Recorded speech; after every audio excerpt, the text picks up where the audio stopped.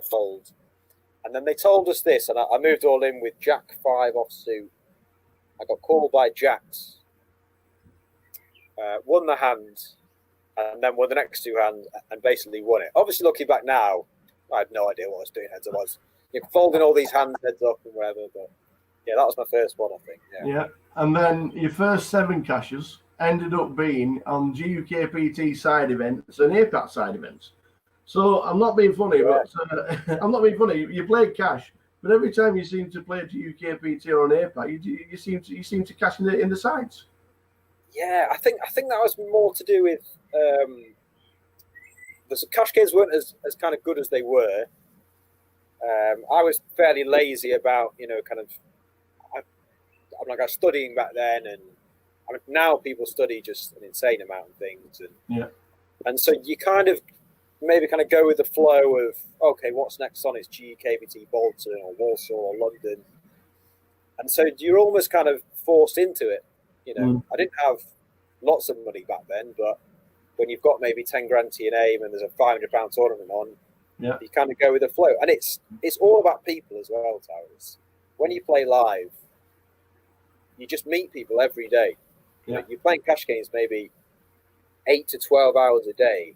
You meet people all the time, and people talk, and where are you going next week? Oh, there's this thing on. And so it was very strange how I kind of got into tournaments. It was more kind of, that was what everyone was doing, and you know what I mean? So that's kind of where it kind of started. It's a good job you went into side events, because in May 2011, that's nearly 10 years ago. May 2011, your first 5 figures cash for 11,000 at the Salford Megastack. Raf White was running that. And he said, I remember him saying something like, and this is one of my first tournaments, if you don't play, you're in trouble. And I was saying, oh, Raf, I don't really play tournaments. And, and he was saying, you basically got to come down and stuff. And I remember we had 2 tables left, and Alex Martin was like the kind of big player back then. And I think I knocked him out, and then from there I won the tournament. And then probably after that I was thinking, oh, tournaments are actually all right, aren't they? Completely being results orientated to the whole thing. Pretty much after that one was when I kind of started playing them more regularly. Did that first 5 figure cash go straight into the bankroll, or was it just like party time? I'm pretty sure that doubled the bankroll. Well, that's you got to start. You have to start somewhere.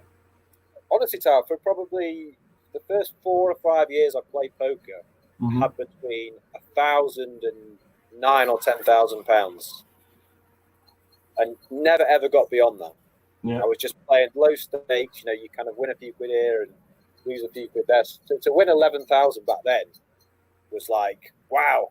I mean, let's basically play these tournaments because you can win huge money.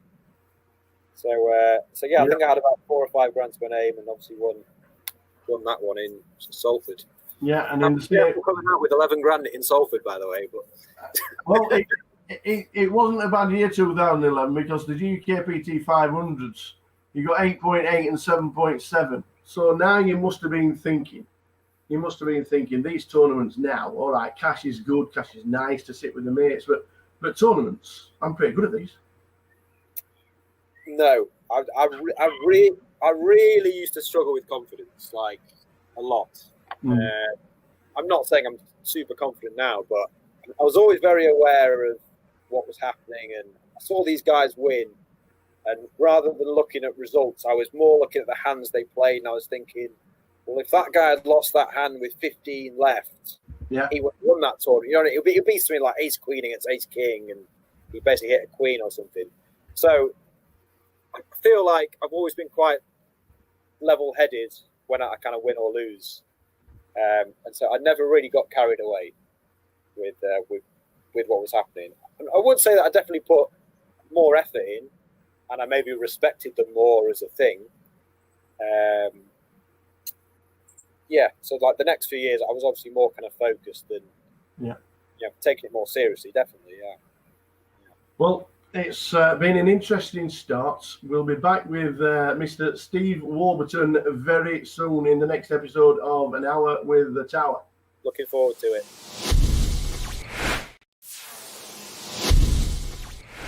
So back with An Hour with the Tower with the fabulous. Can I just lean forward and show everybody that lockdown's not been favourable for most?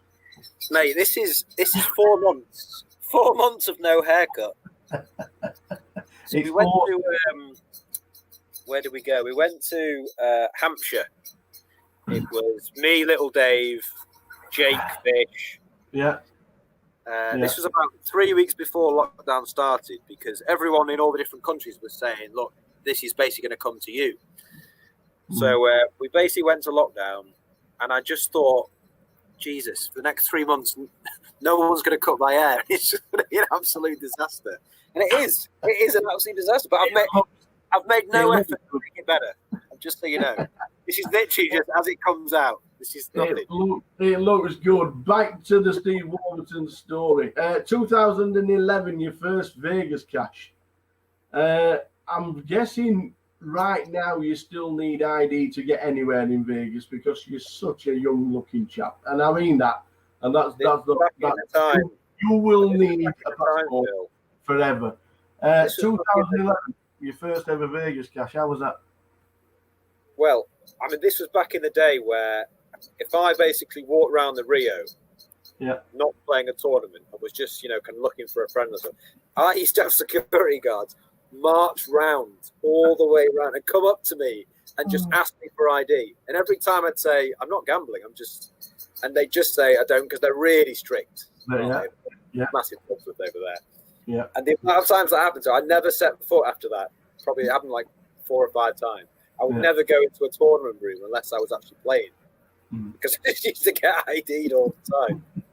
But 2011 cash, that was probably 3 years before I actually played what I'd consider proper tournaments in Vegas. Yeah.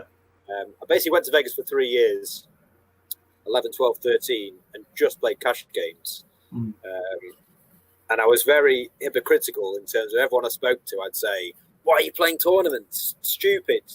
You should play cash and all this stuff. And then in 2014, I think I played the main event, and that's when I kind of really got hooked as well. So I think that 2011 one was just a random rogue cash, which is probably why no cashes from that until 2014. Now we're not going to start with the rub downs at all in the slightest, but it is part of history. Go on. Your biggest ever shot at the time was a 5K buy in the EPT London. Oh, disaster! Unfortunately, disaster. Unfortunately, the crowd would have been cheering, roaring, and shouting and whooping because everybody's made the money. Because Steve Warburton became that unfortunate bubble boy. I've never ever been backed. I'm really proud that I've never kind of borrowed money. I've never been backed. But that was the first tournament that I sold action. I sold 50%, and it was I think it was my first 5K. And so, I mean, I'm really competitive anyway. But to let someone else down, that's just, I hate that. And so, I think when we were about 15 off the money, I basically made the mistake of messaging everyone that had backed me and said, I'm 15 off the money, I'm all right in chips. And then I kind of dwindled down, and on the bubble I had, you always remember the hands you lose, don't you? Of course, yeah. I basically got diamonds all in against aces on the bubble. And we basically got all in. I'm thinking, oh my God, how's he got aces? Yeah. And like the first 2 cards were diamonds as well. So I was like, well, I've basically got 4 cards. Because also this was back in the day when it was like 1 card, not just 3 cards straight out. Yeah, yeah. So I basically bubbled, and I was in the very far end table of the room. Oh, marvellous. This is a huge, huge room. And the second the river card comes down, this guy's on the mic saying, congratulations, you're all in the money. And people used to get a lot more excited back then as well. Yeah. I'm not joking, Tower. That was the longest walk of my life. Everyone was high-fiving. Congratulations, you've made the money. I had to shake 3 people's hands on the way out because they thought I'd made the money. So I was just going with it. I got all the way to the end of the room, and one of my pals, he told me that if you finish on the bubble, you get a free for next year. So I'm thinking, oh, great. Well, I marched all the way back, found the TD, and he said, oh, no, we stopped doing that last year. Double bubble. So I've had to do it twice. I've had to walk to it twice. Oh, dear. Get out. I'm going to ring everyone and say, I'm sorry, you bet on your money. So, you know. But a couple of years later, you went back to London 2013 and you actually cashed. We ended up 22nd. Redemption, kind of. Which is pretty deep. Just under 20,000. Was it annoying not to go any further in the tournament, or was it one of those where we've just experienced a bubble a couple of years ago where everybody's opening you and you didn't want to be in that circumstance yet again? Yeah, I don't know. That was a weird one. I kind of felt like I was going to final table. Mm-hmm. And then, I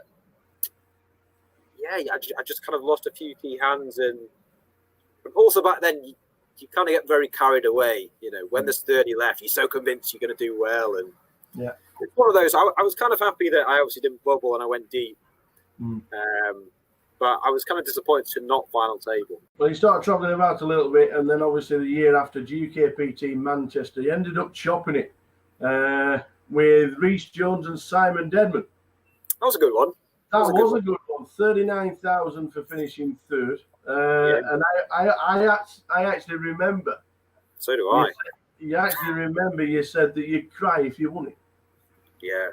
I remember I think you would have done, because I think Manchester's your home, isn't it? Yeah, I mean, that was obviously where I first started playing 1-2 cash, and the amount of hours you spend there, and you know all the locals, and I don't know, just I feel like with Manchester every year, I always seem to be in the mix and not really make much money based out. I'm always quite deep, and I might get a min cash or finish just before the money, and I don't know. I feel like 5-6 years ago as well, I got way more into tournaments in terms of I'd be like so invested mentally and emotionally that I remember on that last night, it was probably day 2, whatever it was, just speaking to you, just thinking, if I actually finally do this, I'll be so overwhelmed. And and it was more as well, like I've always felt like I need to kind of prove a point, maybe to like my dad, like my family. You would also, because you've been at the EPTs and because you started traveling around playing tournaments, people started pointing and saying, that's Steve Walton.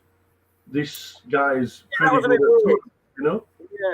Yeah, that was a bit weird, because I'm a sort of guy who's always like feet on the ground, and I don't really get like startled by people, and so like for people to say that, I was a bit just like, well, I've kind of been doing this every day for a few years, and do you know what I mean? I haven't really changed, and you didn't notice me then, sort of thing. So I was a bit kind of weirded out by it almost. But that interview though, I remember it well, and it's slightly cringy just thinking about it. Watching. But yeah, and I think I actually like fell on the floor or something, didn't I? Yeah. I think I was like, oh god. Yes, and finally for 2014, before we end this section, the World Series, we end up cashing in a side event for 3.5, but that wasn't the highlight. No, because we went and played the main event. And do you know where you finished? Will it always be etched? I know it was under 300. 182nd. Yeah.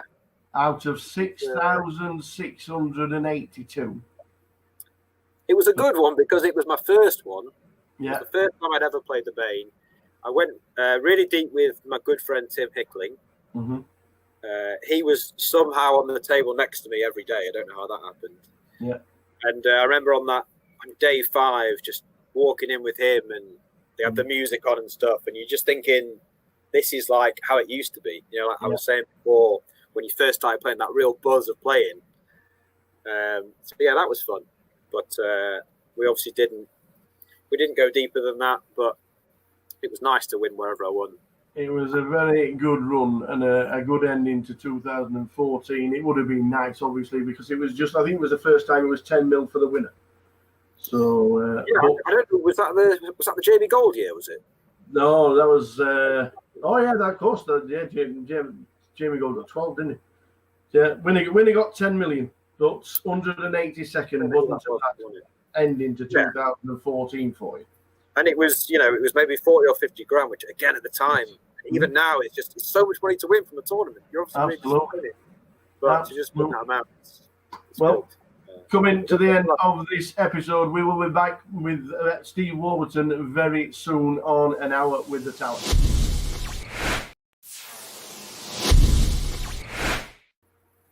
Back with Mr. Steve Warburton for An Hour with the Tower, and we've moved on to May 2015 and the WPT Amsterdam. Has to be one of the favourite stops for poker players by far. 341 entries, and second, 150,000. This was my favourite tournament of all time. Yeah, it was such a good tournament. Just everyone is just like, I don't know what it is about Amsterdam, and obviously 60% or 70% of the field are kind of Dutch, and there's just no one kind of taking the mickey and being slow with their play, and everyone's talking to each other, and that's like from day one to the end. It was just a really fun tournament, and I felt like as well it wasn't a tournament where it was just winning flips the whole way through. It was like a really good structure and stuff, and yeah, it was just a really fun tournament, and it was obviously my biggest score at the time. A lot of my best friends were there at the time. Again, it was just an obscene amount of money. It was just like so good.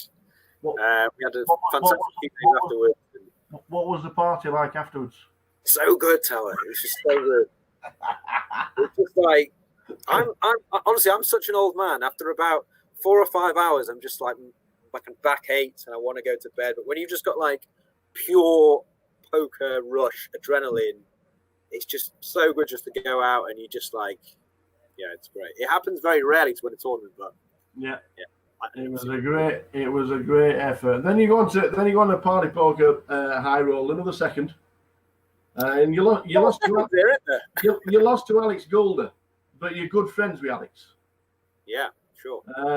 What did you? Was there a lot of chatting when you were heads up, or was it like enemies at the table and then shaking hands and a bit of a cuddle afterwards? We were talking about this recently, actually. This is when Dusk Till Dawn had basically banned you from making a deal. Yeah. And I remember we basically went outside to just have a chat, and Simon Trumper came out. He literally just tapped me on the shoulder and he just said, "If you make a deal, you're barred from like DTD for life." And I was like, okay, just outside. So yeah, we weren't actually allowed to make a deal. And yeah, I don't think I actually won a hand heads up. Alex won. He was like typically smug about it. And, yeah. As long as you're still friends, that's all that matters. Yeah. As long as you're still friends. But the biggie, in 2015, we head up to Barcelona. We play another EPT. We have 1,694 runners. There's nearly 10 million in the prize pool. Yeah, it's big, yeah. 1,070,000 for second. Ridiculous, isn't it? I'm going to talk, obviously, this is one of the moments I always remember while watching a live stream for one of the first times, watching this, because obviously we all remember the chop. But what was it like at the final table, knowing what was at stake? There's a lot of money. Yeah, I mean, I've never really talked about it. Like, obviously it happened, and people congratulate on the money and stuff. But I've never really talked about like the whole thing. I mean, I remember the night before I even entered, I was like pretty sure that I was just going to quit the game, because I'd had basically a couple of years of thinking I was doing well and kind of knocking on the door and stuff, but just never actually making any money, essentially from it. And I was just completely over it, to be honest. And so I kind of went into that tournament and played I don't know, maybe what you describe as like really badly, because I just didn't care. Do you know what I mean? And I was just doing all these ridiculous plays and like ridiculous bluffs and ridiculous things, just thinking, well, this is probably my last one ever. And if I think someone's not got a good hand, I'm basically just going to put them to the test almost. And so there were so many hand histories in that tournament where I'm just completely putting it off, never getting called. So I was never, in a situation. I think there was like one reported where I like 5-bet or 6-bet that that's a Jeans guy. He like plays like PLO online, and there's just this like ludicrous hand history where I've like 3-bet and Jack 3 off. I'm 5-bet, sorry, and he's called. And it's come like King 6 deuce, and he's checked and I bet and he's folded, and I've shown it for some reason, which I never ever do. And I'm just looking back now, just thinking there was just so many hands like that where I was just like, well, let's just try and win it or not. And obviously, so lucky to actually go on and chop it and things. And the final table was just loads and loads of fun. Well, it was also famous for a rowdy rail. Super rowdy rail. There was obviously the hand where John DeWanders folded King's pre, which would have basically knocked me out if I'd not hit an ace. His King suited. I think it was 7 or 8 left. It's gone like open 3-bet, 4-bet from the small blind. I ended up jamming because we'd basically just been for dinner, and he was basically saying something along the lines of, "There's 3 short stacks. The money jumps are big. We kind of don't need to get involved." And so from that, I kind of took it as, right, you're not going to want to kind of get in some huge kind of confrontation pre-flop. And so I was pretty confident he'd fold Queens pre. I would obviously never have done it if I knew he had Kings, because no one folds Kings pre. He ended up folding, and we basically did the deal 3-handed, which was obviously life-changing. But yeah, I didn't really feel much pressure, because I just had this mentality of like, I don't really care. And it was a really strange tournament, to be honest. And I really kind of wish now I played every tournament like that, because it was almost just like no fear. Do you know what I mean? You just didn't really care what was. And you're doing a deal for 7 figures, and you get one guy to pick to negotiate just to make sure you got the right deal. And somebody walks on stage with 2 bottles of beer in his hand, and he's like, "Yeah, well, it's only 7 figures." Well, that was because it was either Fraser Mack, who was very notorious at the time for doing every deal, wasn't he? He was always there, kind of, or it was Feraldo, who I kind of knew but didn't know as well as I know him now.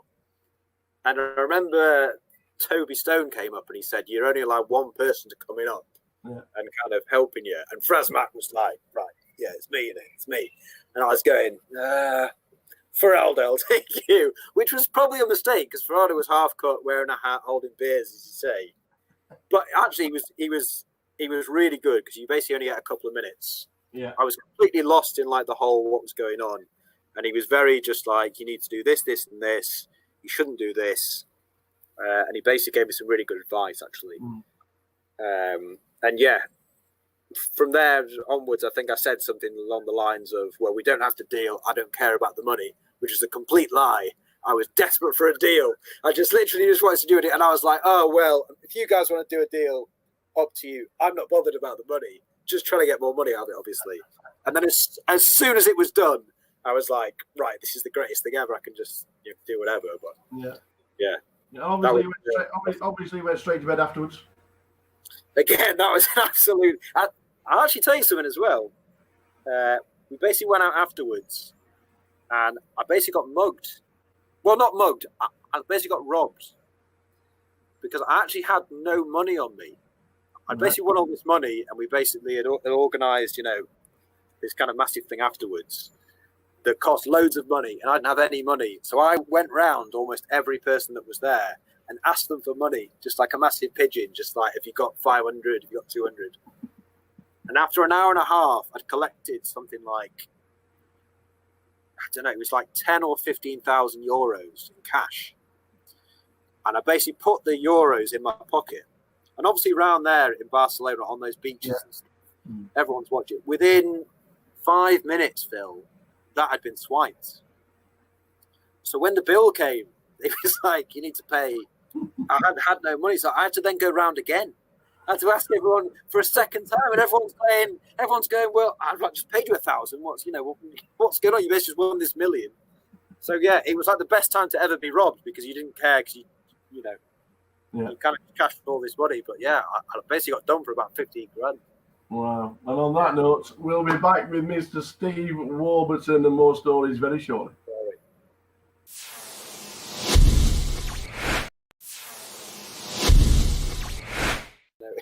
Welcome back to Mr. Steve Warburton and an hour with the Tower.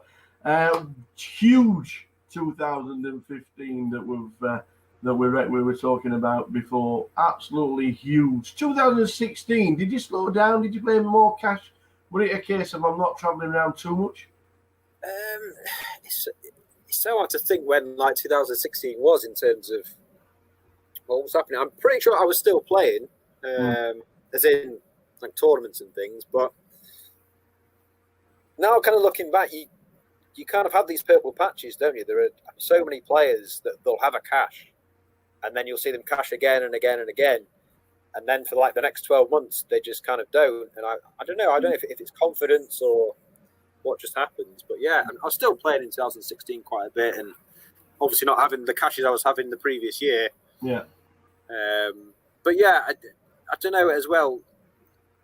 I never really got carried away with tournaments. I was never really one to play 60 events of the World Series or every single EPT and stuff. I was always quite kind of level-headed. But one of them you do like, as we can see, GUKPT Manchester, you've got so many entries in the database, 2018 to 14, 2020 for 20th. You got so many cashing 3 of the last 4 years. It has to be the favourite stop. I know it's your local one, it's your home one, but is it classed as your favourite stop? It's the favourite stop because it makes up for all the other GUKPTs that I'm just doing my money in. I can't go to Luton or Walsall or Bolton and just do 4 or 5 buy-ins. Yeah. So I don't know. I feel like with Manchester, I'm always trying that little bit harder because home stop, most players, the kind of great camaraderie with people. So that's always fun. But yeah, I've no idea if I don't know. I think I'm probably slightly up on GUKPTs because of that. Yeah. Sort of shop with Debman and thingy, but I've put a lot of money into them, don't you? Don't you worry about that. Yeah. Norwegian Championships came to Britain, and they started being played around the country. You had three tournaments where you cashed for well over 60,000. I heard they used to be crazy. I heard the cash tables used to be mad as well. Was that one of the reasons why you played them? Oh yeah, definitely. I mean, the absolute best stop on the calendar every year is the Irish Open. It's getting better and better. I think it's going to be the biggest it's ever going to be next year. Yeah. I basically booked my flights in January this year for it. Obviously, it got cancelled because of everything that's going on. Yeah.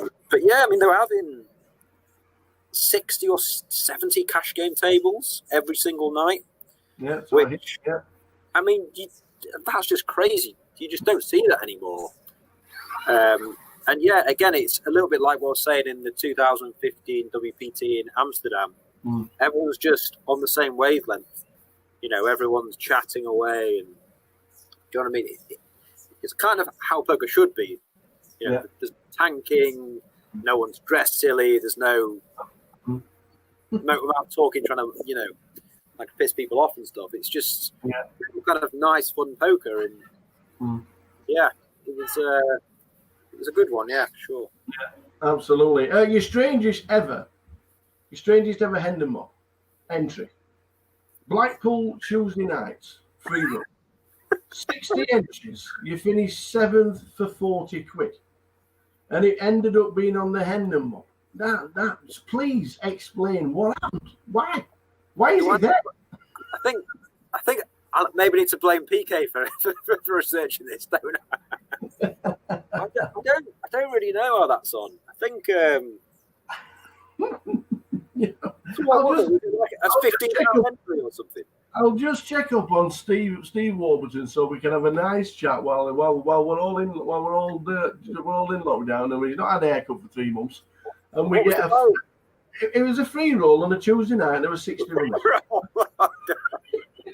Times were tough, Tower. Times were tough. That 1.8 million you were talking about before had gone.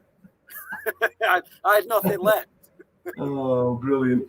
I remember actually. No, I remember what happened. We basically gone to Blackpool to watch I don't know if you're watching the darts or a footy. Oh, right, okay. And what we did, we all rang Dina, and we made Dina extend the late reg, just so we could get to this thing. And it was one of those classic ones where you basically want to bus quite soon so you can go to the bar and just have a few drinks. But I ended up final table in it. Yeah, ridiculous. The UK Poker Championships in 2018, the High Roller. Your final table, you finished 8th for 7,000. That wasn't the story. The story was Mr. Jake. The story was Mr. Jake Cody and the viral video that you were involved in and crazy scenes. How did that all come about? How long have we got? Well, is it really that long? The short version, what I remember is we'd all been out the night before, and I mean we'd all been out to the point of in day 2 of this tournament, there was 5 or 6 people who hadn't arrived. You know, Jake for one, not mention names for other people, but Ludo and all the Scottish boys. Yeah. And with about, 50 people left, I remember Jake saying, if I win this tournament, it'll be so unjust that I'll put it all on black. And Ludo was on the rail, and Ludo heard this, and he never shut up about it from 50 all the way down. He was on the rail with the drink, obviously, and he said this. And all of a sudden, me and Jake were on this final. I have no idea how I was there or he was there. First thing he did was get shots for the table and stuff. He had the tournament director literally over every hand because he was showing cards and chat. You know what I mean? He was just whatever. And so I think he got 3-handed, and I'm not entirely sure. I think they might have done a deal, did they, or something? Or I'm not sure how it ended. All I saw was the video about an hour later. Was it straight after Was it literally straight after the tournament finished? It was literally straight after, and obviously when I busted, I was sulking because I always sulk when I bust. I basically went and played cash, and then the next thing I remember, honestly, is Jake coming up to me and saying, "I don't really want to do this, but I've kind of been forced into it." Rob Young, by the way, Young had walked in the casino to pick up his car keys, so he wasn't even going to be there. And he basically heard from Scally, Jake basically wants to do this. Rob being Rob was just like, yeah, fine. Yeah. And then all of a sudden, it's kind of gone from I don't want to do this, Swarbs, to us marching over to the table, it's all in. And then like there's just no chance that Jake's ever going to lose there, by the way. And I was like slightly fuming that we didn't all get more on ourselves, like, because it's like, that's Jake. And also, the other thing was Rob basically said if it went on 0, that would be a chop as well. Oh, so, nice one. Yeah, it was a proper good bet, really. But brilliant. You know, I remember the video on it. It just went absolutely mad, didn't it? It just went viral, and the shouting and the screaming. It's just ridiculous how it happened, because it wasn't. It's just not really a thing that was like planned. It just kind of happened randomly, organically, and then obviously it was again a really sick night after that. But absolutely. Yeah. But then we head over to Canada. More responsibly, you're supposed to say after that, Carol. oh yes, absolutely. Do what Jake Cody did. It's not big and it's not clever. But we're still traveling. We end up in Canada, the Bahamas. I know we do Vegas on a regular basis, but it's not bad, is it? There playing a few card games for traveling the world, is it? It's not that bad. I mean, over these past 3 times 10 minutes or whatever, it sounds like it's all like roses and money and it's all amazing. But I mean, it is quite tough at times. I've had probably 2 18-month to 2-year periods of just not winning. You almost feel like you can't win a hand. Yeah. Having said that, super lucky to do what I do. Like it's fantastic to meet everyone, and I still get that buzz when you go deep in a live tournament. That's great. I've never really been one for playing, 16 tables online tournaments. I used to play heads up cash and short-handed cash online, but that buzz you get from tournaments is good, and all these kind of party poker stops and things. Like recently they've been amazing. And Montreal, Bahamas, like you say, are absolutely fantastic places. So you can't knock it. You can't knock it. Yeah. Absolutely not. One of your best friends, Andreas Olympius. You've got a lot of friends in poker, but railing Andreas for his WPT. Is that ex-best friend? He's been stolen away. No way. So Dre has fallen in love. Oh, good lad. He's fallen in love. He's absolutely whipped to the core. So we never see him anymore. He's finished. But just tell us what it was like being on the rail for Dre's WPT. Oh yeah. Oh god, yeah. I actually forgot about that one. Yeah, that was a really good one. There's probably 20 of us on the rail. I remember him messaging me the night before he final tabled. We were basically living together, but I hadn't seen him for maybe 2 days or whatever. And I think this was his last tournament, and he'd sold a bit of action to people as well. And he'd not had the best summer, and this was like the kind of final straw. And it was like some sort of turbo, and he was down to one big blind or half a big blind, and he'd spun that half a big blind to 15 big blinds, then made the final, and then all of a sudden I'm kind of getting the message saying, right, I've made the final, let's go down. So we basically all went down 4 or 5 handed. What's that? Do you remember that guy who came second in the World Series main? Is it Jay Farber? Is his name? Oh, you were asking me to remember. I think it's called Farber. It's like the kind of guy that basically runs like the Vegas nightclubs. Oh, okay. He's basically trying to organise some sort of deal between the last 4 or 5, because I think he's got a piece of the guy or whatever. So basically, me and Drake decided that we basically didn't want to do a deal. And so we had to pretend that we were ringing our backer back home and saying, is it okay to do this deal? Completely lied and just blagged it and said, oh, no, I'm sorry, we can't do the deal because our backer in England is saying no. This was all complete nonsense, just because we thought that Dre would basically win because he was playing well. Yeah. And it was like, I think there was 5 left. He was definitely the best player. And then from there, it was the best final table of all time.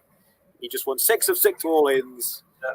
Everyone was constantly cheering. It was fantastic. That is probably the best final table I've ever always seemed to be the bridesmaid, but he came up trumps at the WPT. It was, and it was great because Dre's a fantastic guy. He's such a nice guy. So it was great to see. Yeah, we are just about to end an hour with the tower, so we're going to quickly run through some quick fire questions if you're ready. Go on then. The best poker player you've played against? Middy, by far, Tom Middleton. He will put you under it like no man you've ever seen. You can go out for a beer, you can go out for a dinner with Middy, and 2 minutes later you'll be on the poker table and he'll just be putting you bang under it. Tom Middleton. Who is your poker nemesis? Tom Middleton. No, it is though. It's not even. It is Middy. Every time I play with him, I probably win 1 of 30 hands. And if you play it live, you probably only play 6 or 7 a time. So, yeah, Middy. The most underrated poker player you know. Did you ever watch Catchphrase? Yes. And there was a guy who got asked the questions at the end, and he kept saying Turkey, Turkey, Turkey. This is me saying Middy, Middy, Middy. Middy is an unbelievably highly rated player, but I still think he's the most underrated player, genuinely, because I don't know. When you kind of talk to people, they think he's good, but I genuinely don't think people realise how good he is. He's got absolutely no fear playing live. And let's move on to the next question because my cock is so far up the top. I need to stop. If you could have one superpower, what would it be? To see these cards? No. Do you know what I'd do if I had a superpower? Of all the things you could do, I would attach a zip to Wilkersooth's mouth and I would close it forever. And let's leave it at that. Favourite food? God, favourite food? Where's that come from? Question. Huge fan of going out with everyone and eating together and stuff. I like all foods. I'm a huge fan of like a guacamole. I'd like to put guacamole in everything. And finally, would you do anything differently? At the time, a lot of things, but I'm not really one for dwelling on what you've done in the past. You can only move on, mate, can't you? So nah. Awesome. Steve Warburton, you've been an absolute superstar. And when I said at the beginning of this, I believed you. I genuinely believed you. One of my favourites. I 100% mean it, because you are one of the nicest guys to sit down, to chat, to laugh, shoulder to cry on if you want it, and you've been there and done. Yeah. I love you, buddy. You're an absolute star. Steve Warburton, thank you very much. And thanks, everybody, for watching An Hour with the Tower. Ta-ta.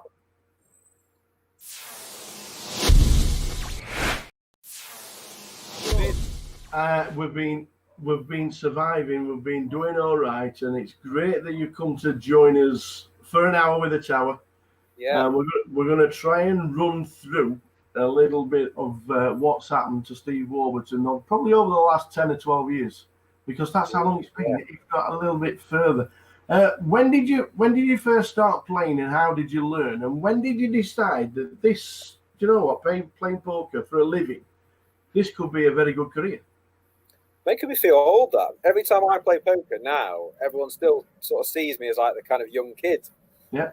Yeah, it's been quite a few years, isn't it? I first started playing when I was like 16, 17 years old. Yeah. And I was a sort of typical kid. I had no idea what I kind of wanted to do for a living, except for the fact that I didn't want to work for anyone. So, you know, when you were growing up, you're always asked, what do you want to do? What do you want? Never had an answer. Except for, I don't know why, I just always said I never really wanted to work for someone. So when I started university, I kind of had this plan, which was to not really go to university and just basically use the student loan and basically start playing poker from there. Yeah. Which didn't really go down too well. I remember my dad specifically wasn't very happy that I was quitting university, and I've got quite a few aunties that are all teachers. And so I kind of had this plan of just get this kind of $3,000 student loan. Yeah. And all of a sudden the rest of my life will just be sorted, which has kind of happened. So yeah, I basically went to university. I went to the first lecture that was on a Thursday morning at 9 a.m. And I remember turning up thinking, I'm just not going to come back. But I kind of had to tell it a few porkies the rest of the year, pretending I was going, I was committed. Yeah. All I was doing was just playing 1-2 cash games in the Manchester G in the age of about 18 years old. Yeah. And that's pretty much how I got started. I kind of played some £5 sitting goes with friends when I was younger. Mm-hmm. But yeah, it was just, and it was relentless back then. It was like 5 or 6 games every night, waiting lists. Yeah. Constant action, just everyone was coming through the door. What's this game? Do you know what I mean? No one could really play. Every pot was maybe 4 or 5 way. None of this kind of check calling, taking ages. It was so exciting when you first started playing it, especially for me anyway. And I just loved it. I was playing till 6 a.m. every night. Moved to Manchester. It was so exciting. It was this game that you didn't need to be that good at. You just kind of need to be better than your average Joe sort of thing. Mm. And it was fantastic. So the early days were all cash. All cash. What are you drinking, by the way, Tower? Water. Believe it or not. I thought I could rely on you, mate. Come on. Right. Come on, son. You first drink, just so you know, I've got some Pims. Yes, very nice, very posh. Saturday afternoon, and I've also got a nice nice Peroni as well. Just so you know. Anyway, carry on. Sorry. Multi-drinking as well, mate. So you've played cash, but then you go on to your first ever Hendon mob. Can you remember what it was? Oh, first ever Hendon mob. Well, basically, I'll tell you it was a win. Oh, I know what it was. I know what it was. So I was playing cash games every night. I thought tournaments were stupid. I thought tournaments were the most ridiculous thing ever, and it was too fast. And I wanted some, to kind of play deep and all this stuff. Yeah. Nothing much has kind of changed over the years, but I played. I think it was Walsall, right? £100 side event. That's exactly what it was. I played £100 side event, and it finished at about 5:45. Yeah. They told us that if it got to 6 o'clock, then they were just going to say whoever had the most chips won. That's when they closed at 6 a.m. That's correct. Yeah, and I basically folded something like 15 hands heads up. So I'd fold. It was on him. He'd raise. I'd fold. And then they told us this, and I moved all in with Jack 5 offsuit. I got called by Jacks. Won the hand, and then won the next 2 hands, and basically won it. Obviously, looking back now, I had no idea what I was doing heads up. I was folding all these hands heads up and whatever, but yeah, that was my first one, I think. Yeah, and then your first 7 cashes ended up being on GUKPT side events and APAT side events. So I'm not being funny, but I'm not being funny. You played cash, but every time you seem to play GUKPT or an APAT, you seem to cash in the sides. Yeah, I think that was more to do with the cash games weren't as kind of good as they were. I was fairly lazy about I'm like I was studying back then, and now people study just an insane amount of things, and so you kind of maybe go with the flow of okay, what's next on is GUKPT Bolton or Walsall or London, and so you're almost kind of forced into it. I didn't have lots of money back then, but when you've got maybe 10 grand to your name and there's a £500 tournament on, you kind of go with the flow. And it's all about people as well, Towers. When you play live, you just meet people every day. You're playing cash games maybe 8 to 12 hours a day. You meet people all the time, and people talk and where are you going next week? Oh, there's this thing on, and so it was very strange how I kind of got into tournaments. It was more kind of that was what everyone was doing, and you know what I mean. So that's kind of where it kind of started. It's a good job you went into side events, because in May 2011, you do realize that's nearly 10 years ago. May 2011, your first 5 figures cash for 11,000 at the Salford Megastack. Raf White was running that. And he said, I remember him saying something like, and this is one of my first tournaments, if you don't play, you're in trouble. And I was saying, oh, Raf, I don't really play tournaments. And, and he was saying, you basically got to come down and stuff. And I remember we had 2 tables left, and Alex Martin was like the kind of big player back then. And I think I knocked him out, and then from there I won the tournament. And then probably after that I was thinking, oh, tournaments are actually all right, aren't they? Completely being results orientated to the whole thing. Pretty much after that one was when I kind of started playing them more regularly. Did that first 5 figure cash go straight into the bankroll, or was it just like party time? I'm pretty sure that doubled the bankroll. Well, that's you got to start. You have to start somewhere. Honestly, Tal, for probably the first 4 or 5 years I played poker, I had between £1,000 and £9,000 or £10,000, and never ever got beyond that. I was just playing low stakes. You kind of win a few quid here and lose a few quid there. So to win 11,000 back then was like, wow. I mean, let's basically play these tournaments because you can win huge money. So I think I had about 4 or 5 grand to my name, and obviously won that one in Salford. And in the state coming out with 11 grand in Salford, by the way. But well, it wasn't a bad year 2011, because the GUKPT 500s, you got 8.8 and 7.7. So now you must have been thinking. These tournaments now, all right, cash is good, cash is nice to sit with the mates, but tournaments, I'm pretty good at these. No, I really used to struggle with confidence, like a lot. I'm not saying I'm super confident now, but I was always very aware of what was happening, and I saw these guys win. And rather than looking at results, I was more looking at the hands they played, and I was thinking, well, if that guy had lost that hand with 15 left, he would have won that tournament. You know, it'd be something like ace queen against ace king, and he basically hit a queen or something. So I feel like I've always been quite level-headed when I kind of win or lose, and so I never really got carried away with what was happening. And I would say that I definitely put more effort in, and I maybe respected them more as a thing. So like the next few years, I was obviously more kind of focused and taking it more seriously, definitely, Well, it's been an interesting start. We'll be back with Mr. Steve Warburton very soon in the next episode of An Hour with the Tower. Looking forward to it.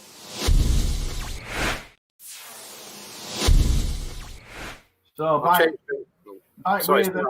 back with an hour with the Tower with the fabulous. Can I just lean forward and show everybody that lockdown's not been favourable for most? Mate, this is 4 months. 4 months of no haircut. So we went to where did we go? We went to Hampshire. It was me, Little Dave, Jake Fish. Yeah. This was about 3 weeks before lockdown started, because everyone in all the different countries was saying, look, this is basically going to come to you. So we basically went to lockdown, and I just thought, Jesus, for the next 3 months, no one's going to cut my hair. It's just going to be an absolute disaster. And it is an absolute disaster, but I've made no effort to make it better. Just so you know, this is literally just as it comes out. This is nothing. It looks good. Back to the Steve Warburton story. 2011, your first Vegas cash. I'm guessing right now you still need ID to get anywhere in Vegas because you're such a young-looking chap, and I mean that. And that's the time. You will need a passport forever. 2011, your first ever Vegas cash. How was that? Well, I mean, this was back in the day where if I basically walked around the Rio, not playing a tournament, I was just, kind of looking for a friend or something, I used to have security guards march round all the way around and come up to me and just ask me for ID. And every time I'd say, I'm not gambling, and they'd just say, I don't, because they're really strict. Massive clubs over there. Yeah. And the amount of times that happened, so I never set foot after that. Probably happened like 4 or 5 times. I would never go into a tournament room unless I was actually playing, because I just used to get ID'd all the time. But 2011 cash, that was probably 3 years before I actually played what I'd consider proper tournaments in Vegas. I basically went to Vegas for 3 years, 11, 12, 13. Okay.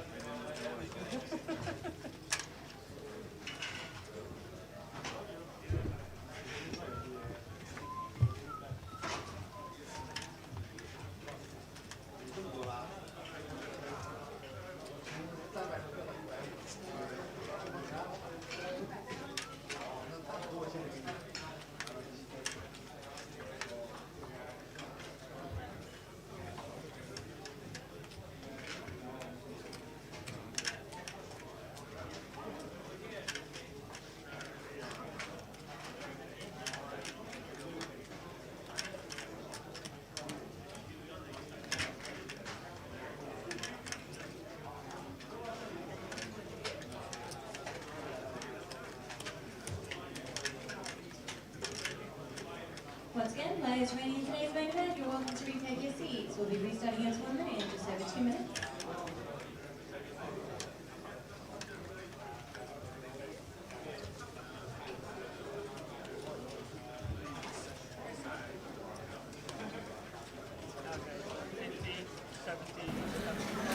We're back. We're back. We are back for the resumption of day 2. We have hope you've all had a refresh on YouTube. If you haven't, you can't hear us, but fingers crossed you have. They are the chip counts of the remaining players. How many was at the break? 70? 68. 68. Raggy, 656. He's going to be on our table. Guy Taylor, 145. Ryan Mandora, 140. Sam Miller, Bousey, Kev Allen. But I think there's some names still left in. Dan Charlton. Matt Davenport, Ali Zini's chipped up. TJ still up there at the top. Okay, Wade, he's got 320k. Brad's... It's got to be a typo, isn't it? Brad Simpson's still in. Brad Simpson, 55k. Come on, the cook. And look at Ram Vaswani. Ram Vaswani, 170,000. Paul Siddle, 200. Gerald still in. Maz Baycoast, I tell you what. Yeah, Jack Hardcastle as well, coming to a featured table. He's still got chunks. So, some names we could be set for a big day 3 tomorrow. Absolutely. With some of the names in the field still. Shall we do it? We are going to do it. Another couple of hours. Where's the Windsor? Featured Right down, table. 54,000 he's got. Katie's got 60. Oh my days, that's a Phil Clark running well again this year. We are just about to start. Got the list. In 1, we're going to have Ben Windsor. Get that off, get our faces off the screen. In 2 is Raggy, James Clark. 3, Julian Sitbon. 4, Sanchin Joshi. 5, Stu Kirby. 6, Matt Bushell. 7, Alex Howe. 8, Dinesh Chenani. And 9 is Jack Hardcastle. And we're off just like that. Just like that. Let's go, let's do it. Good luck, everybody. We'll get into the money probably this session, if not the beginning of the next one. And we'll let you know. And we've got the price structure out there as well. The payout structure is there, 125,000 up top. And double your cash for a min cash. Let's do it. Evening, everybody. Good evening and welcome back. Give us a shout out if you're on Facebook or Twitch or YouTube. Follow us right there. Face it. Twitch, Twitter, YouTube, Instagram, the lot. Session number 3 of the day, level number 15 of the tournament. So Dinesh straight into it, raises to 7.5, opts for 2.5x, blinds now 1500 3k. Any hole cards for us, please? Reader, anywhere? We're going old school. We are. For one hand, we got no hole cards. So Dinesh opening under the gun, Alex going to be defending very wide in the big blind.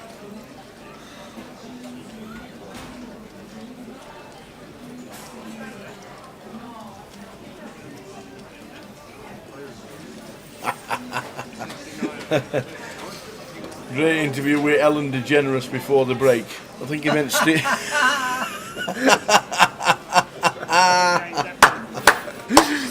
Oh, they've never been in the same room together. He's never seen Steve and Ellen in the same room together. Good shout, young man. Good shout.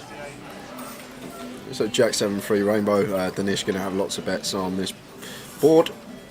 Jack high, fairly dry. Rainbow. We're going to have the Ace Jack, the King Jack, Queen Jack, Jack 10 suited, maybe even Jack 9 suited opening, as well as the overpairs, sets of 7s. That have been raised here by Alex to 16,000, so interesting. Alex opting to raise this board. 7-3 suited, 2 combos of that. Jack 3 suited, 2 combos of that. Jack 7 suited, 2 combos of that. There's the 2 pair combinations. Might elect to raise bottom set here with 3s, but there are plenty of gut shots out there. The 8-10s, 9-10s, 8-9s, 4-5s, 5-6 with backdoor flush draw. Might elect to opt to choose these as a bluff raise. So they're the main bluffs and value that we've just ran through. This King of Clubs on the turn's an interesting one though, because Dinesh is going to hit him more often than Alex, although you don't expect Dinesh to float with Ace King. May have elect to float with some King Queen, decent backdoors like a King Queen suited. but Alex should never have a king in this spot after raising flop unless he's just putting a random check raise.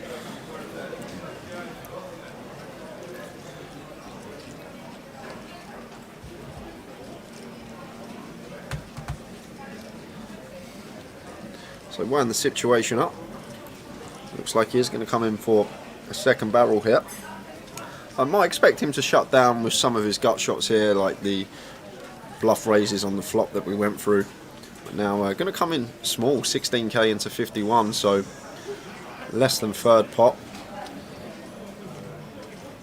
And Danish going to call once more. Pairs the board, king of spades on the river. This is great for us as Danish. I know we can't see the cards, guys, but this is a great card because so many two pairs now get counterfeited that are going to be most of Alex's raising range on the flops. This is just a dream river for us as Dinesh. I know we can't see the cards, but Alex just can't have any king X the way the hand's played, and the value he's repping on the flop now gets counterfeited on this king river. So it was a river I expected Alex to check, and that's exactly what he's done. So if we've even got ace jack here as Dinesh, definitely can come in for value. Hand like queen jack, ace jack, definitely value bet this spot now. Pocket queens as well, definitely a hand Dinesh can have in this situation. Well, Alex did just have a random airball and opted to shut down. We can see the queen ten of hearts now registering, so opted to raise this one that had some really nice backdoors and an overcard. And now faced with this Danish river bet, just has to get out of the way. Nice hand description. 68 players were left at the start of this level. We're playing down to, well, we're not playing down to 48, but 48 get the money. Yeah, 6 more levels, 6 more hours. 48 get the money. We're on 68. The bubble will be 49, and 48 get at least 25, 40. Back from the dinner break, Jack Hardcastle in 9, Ben Windsor in 1. Great table.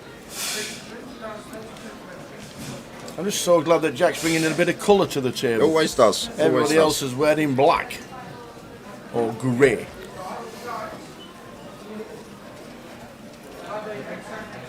Like it.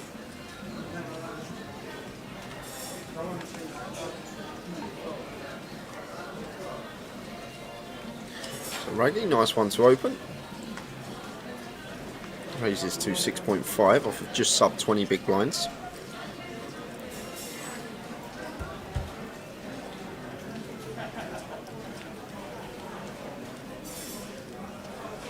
Cards are back. All folding round in turn. Could be a defend here from Dinesh. Should be. Will be. Might even be thinking about, I think against some opponents late position he might opt to rip this stack effective, but Raggy opening early position, I prefer this option to just call, take a flop with a really nice hand. Ace 8-5. Yeah, so this is a board I expect Raggy to be continuing fairly often, but opts for the check behind here with the Jack 10 of clubs, and 6 of spades going to bring in the backdoor flush draw for Danish.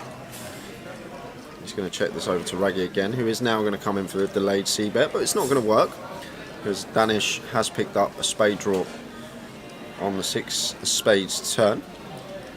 So getting 3-1 on his money. Can't see him folding this one. And if we make the assumption here, Tower, that Raggy's going to be betting almost always with his ace-x on this flop, may have even seen Dinesh take this spot and set Raggy in, target hands like 9s through kings, but opts to just fold. Wow, just folded. Maybe just thought he wasn't going to get value on the river the time that the spade fell, but getting over 3-1 on our money there with our stack size. Surprised to see him let that one go. Fair enough. Yeah, that's Jack Hardcastle in seat 9, Chelsea fan. And he's bringing some colour to the table. Won GUKPT Leeds a couple of months ago. He's already won GUKP title under his belt.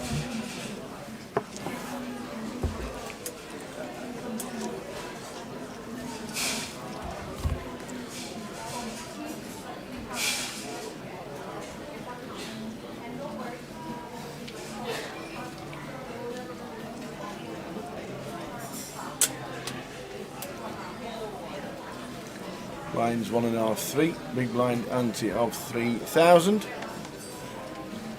68 players left, 48 get the money. Kev Allen on the left hand side on table 2, as you can see. Is that tie-tie? Oh, it could be. We do have another lady in the field. I know Rennie and Katie are still in. Someone asked me a question earlier and I said it was just those two, but yeah, tie-tie. Back in the game. 2013, was it, when she come second in Luton? Yeah, and then did she final table and came second or third again, didn't she? Like, definitely another final table the same year.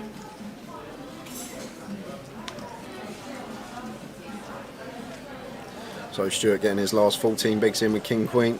Definitely want to be shoving this one once folded to us. I'm going to be getting that one through. Got plenty coming up as well, guys. This is what we're streaming over the next 17 days. There's the schedule. Today is day 1B. Tomorrow and Sunday conclusion. Day 2 today. What do I mean? Day 1B. Day 2 today. Tomorrow, the final day of this one. Then next week, a bit of a mix-up for regular viewers of the stream. We're going to be streaming the cash game, the playoff, the midi day 2. 10.25 PLO 4-card. And then the final week we have the Heads Up Championship, UK 6 Max and the Haymaker Sit and Go all on the 1st December. And 2nd, 3rd, 4th and 5th is the big one, the 2K buy and the grand final, and live coverage for that as well. Could easily be a 750, £750,000 prize pool for that one.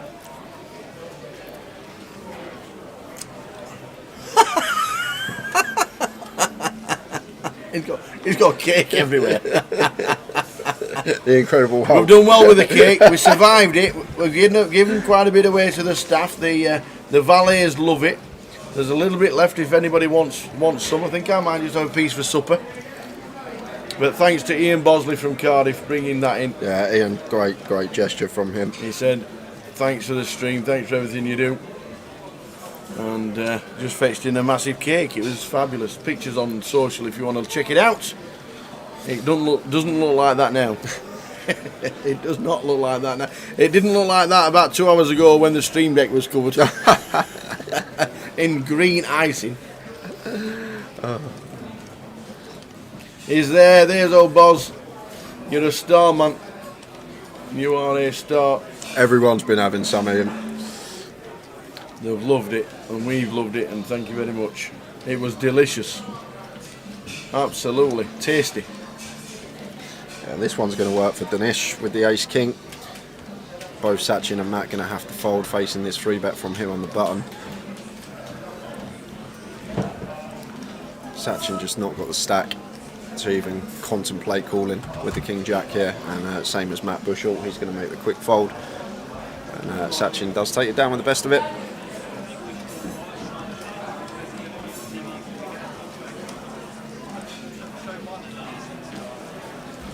Evening, Leonard. Leonard Hodgkinson watching on YouTube.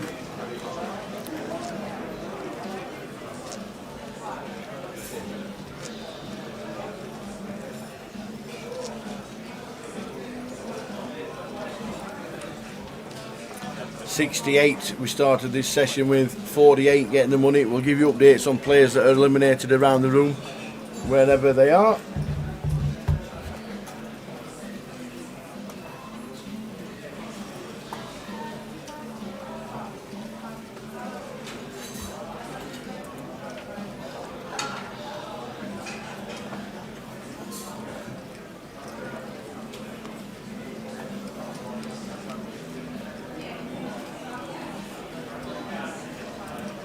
Stuart in seat 5, opening with Ace Jack.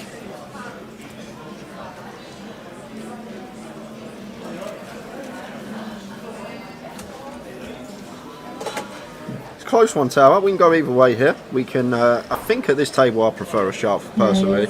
Yeah, rather than an open. I think at some tables, weaker tables, we can definitely open this one off of 17 bigs. But at this particular table, when we got Matt on our left, Jack on the button, Ben Windsor in the small, I much prefer this. And it's going to get through. Indeed it is.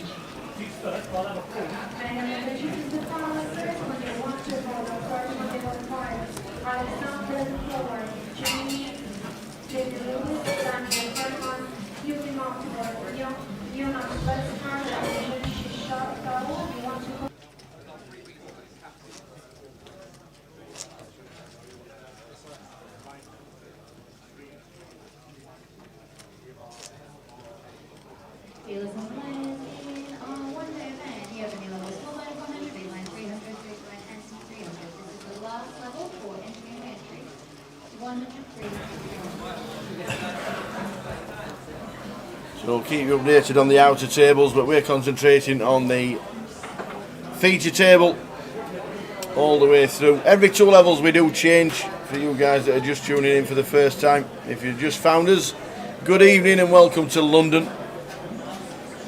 GUKPT London 10. Oh, it was a bit busy outside, by the way. Oh, the road was chock-a-block and then there was sirens everywhere. Something was happening going off down towards Oxford Street. To our 300 one-day event. Entries will be closing in 13 minutes. Everyone wishing to register, make your way to the cashiers now. Thank you. £300. Well and truly underway. 6:15. Here's the late reg plus the break, so it'll be 6:30.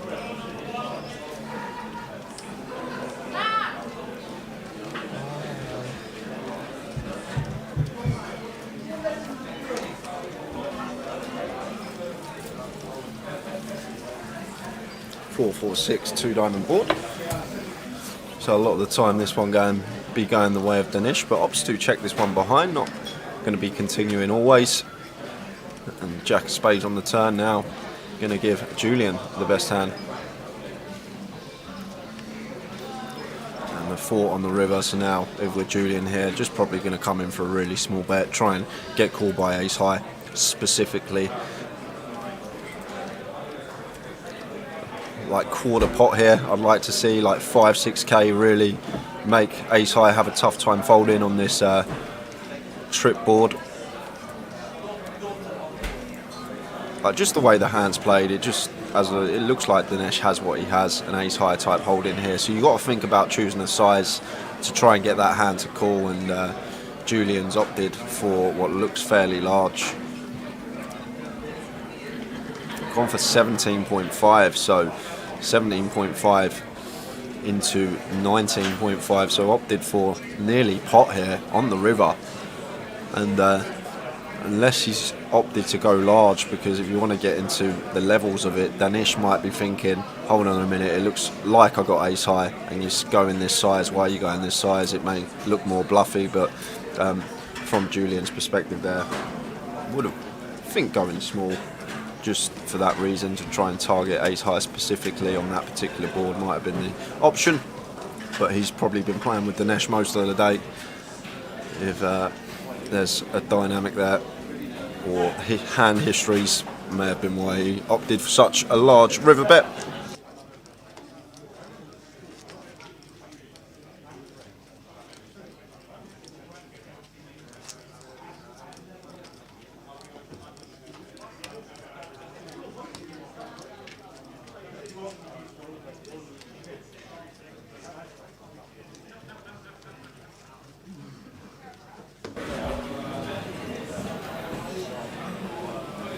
BK's done a little something for us. What's he done? He's counting down to Christmas, I think. I think we all are, Tower. I think we all are. I think he's counting down to Christmas. You don't think last year we didn't really have, well, we did have one, but we didn't really have one because it was all locked down, wasn't it, last year? It was very strange. Alex opening the pocket nines here, and Raggy needs to proceed carefully with his stack size, but still going to make the call on 9-7 of diamonds. Working with 20 bigs. May not want to be getting into too many sticky situations, maybe try and find a hand that we can put them 20 bigs in with pre, but going to flat the 9-7 on the button, see if we can catch a good enough piece to go with perhaps. There's action going to be on Sachin here with 5-3 off in the big blind. He's not going to call, getting 6.5 to 1 in his money. Heads up to the flop. Raggy in 2, Alex in seat 7. Ace 7-4 is the flop. So Raggy does catch a piece. Overcard to the 9s of Alex. Check on the flop. King of diamonds on the turn. It's getting worse and worse here for the 9s, but in terms of range, this is supposed to be the better board for us as Alex than it is for Raggy, being the flatter on the button. Raggy working with 20 bigs pre, he's going to shove all his like ace queen, ace jack, ace king type hands. So surprised that Alex hasn't delayed, continued after the check on the flop, but probably just happy to get to showdown now. And we're going to show the 9s, which are good. And good evening, Nighthawk on YouTube. Thanks for tuning in. Good evening, Mr. Nighthawk. Saw you in Blackpool. Hope things are good. So, what PK's counted down to Christmas? Let's have a look. What's he done? Oh, a little tick and a line. He's added a tick as well. We've done that one, and tomorrow we'll have done that one. And then we're counting down, counting down. I can't wait until there's a line through this one here. That's what I want, the 4th of December. When that line's through and we're there for the grand final Friday and it's nearly beer o'clock. That's what we're looking forward to. Beer? Yeah, beer o'clock. On that, where it says 5th of December, grand final day 3, I'm expecting shampoo. Shampoo? For the team. Oh, God, a bag. Oh, come on. Come on. Amazing. A nice little tick in the line through. We've done them too. We're on to the next.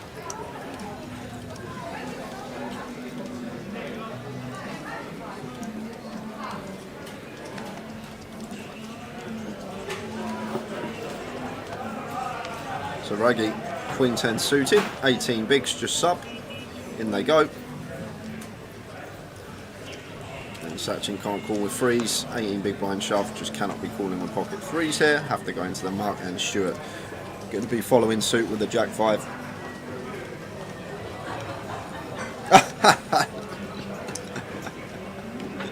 We got one up, didn't we? No, we had all draw. We had 2 draws and a loss No, we got in the end. Oh no, we had Port Vale, didn't we? Yeah, Lost. we had Port Vale, 90th minute for Oldham. We got 2 more Saturdays that we're here, Max Ali. So I think the treble was up at half time, wasn't it? Oh, it was doing something. We didn't have any losers at half time. Port Vale were winning at half time. Bristol Rovers were winning at half time. Newcastle were Stoke drawing. had already won at half time, and Newcastle were drawing at half time. It was all right. We were nearly there. This is a great table, by the way. We'll try again next week, for you honest. We will. We look for the value. We get on Grosvenor Sports, and then we look for value. And we'll do the same again next Saturday when we've got the NPL. That should be great watch, because obviously we're not going down all the way down to a winner. There are 21 prizes out of the 72 players that potentially can turn up.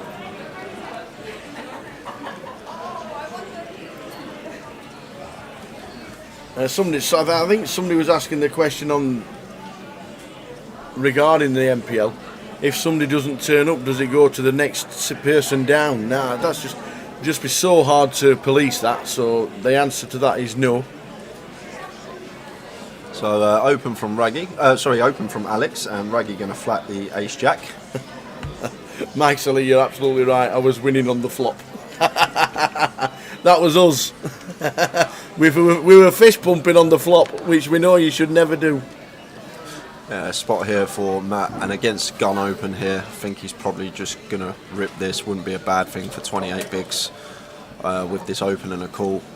Just expect this to go in here. 28 big blinds for Matt Bushell, and he's going to count his stack, realise he's got 28 bigs, and I think he's just going to be putting in. We don't want to like free bet and juice from like a hand like 8s or 9s and be in a flip situation. So I'd be very surprised if the triangle weren't in front of Matt Bushell.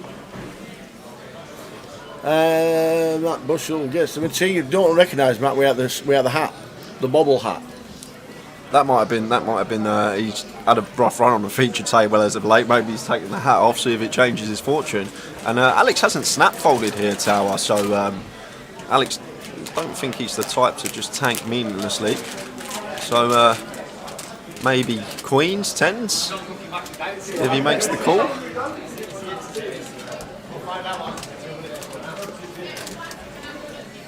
Ace queen suited perhaps, although very unlikely, as there's only a couple of combos of that with the hands we can see from Raggy and Thing, but seems like he's got a tough one here and lets it go. Might have been ace queen off. Yep. Might have been 8s or 9s. I think he calls 9s actually. I think he calls 9s. Might have been 7s or 8s. And Raggy now with ace jack, not going to be able to make the call facing this. I know we're playing 18 bigs effective as Raggy, but Matt has shoved for 28 bigs effective for his stack. Oh, Raggy is going to make the call. He is going to put it in. And ace king for Matt, and Raggy is going to make the call with his ace jack here. Interesting.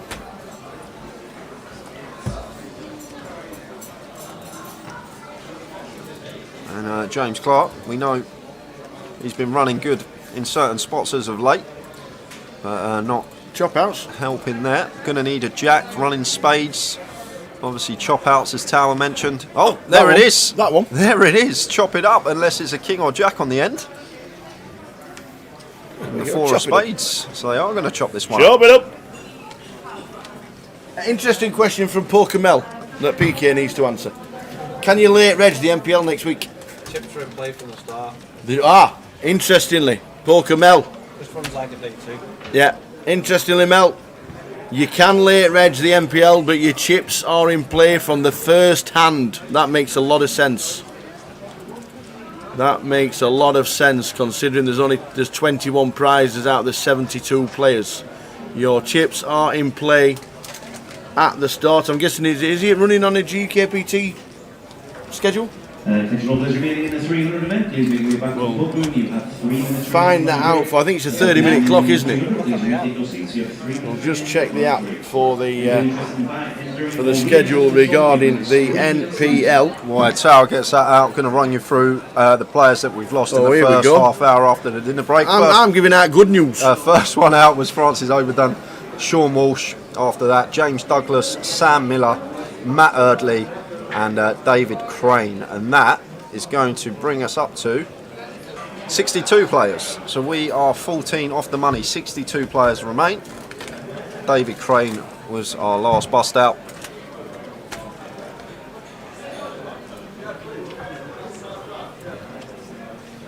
Always seems to bust like 10-20 away from the money, Dave Crane, don't he?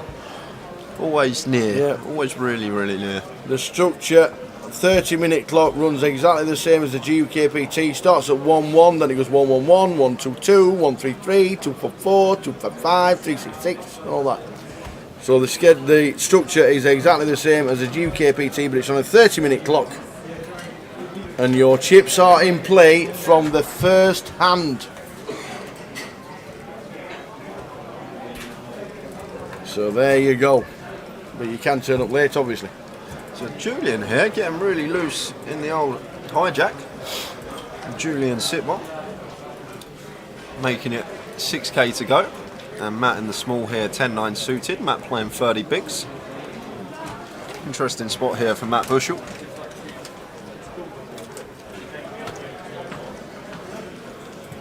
I'm not sure we're going to see him fold here. I can go either way. If we think Julian's going to be opening as wide as we can see in this spot, probably lean more towards 3-bet.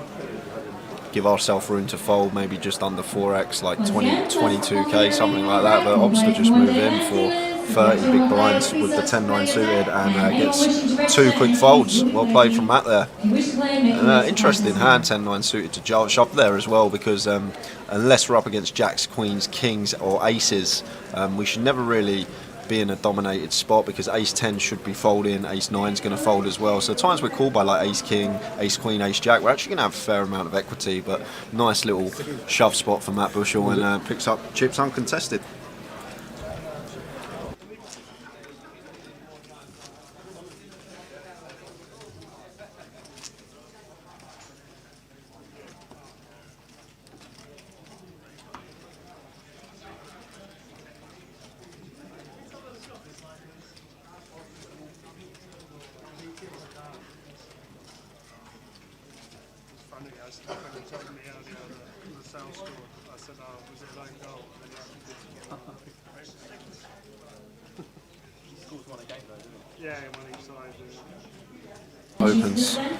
Opens ace 10 to 6k under the gun. Yeah, Julian, crusher, absolute crusher. 1.5 million in live earnings. He's won a Unibet main event, he's won a WSOP circuit event, he's won the Win Summer Classic, he's won another Unibet event, he came 4th in the grand final 2 years ago, won a 3k in Paris, won a 2k in Paris. Deep runs in EPTs. Julian in seat 3 has got some resume. Just don't recognise him without the shades on.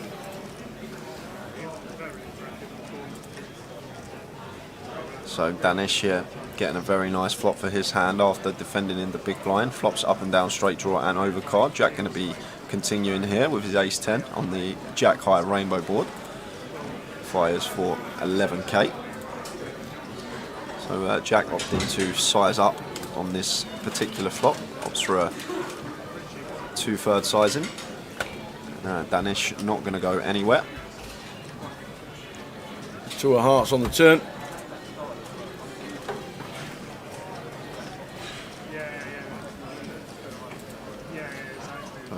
Action on Jack here.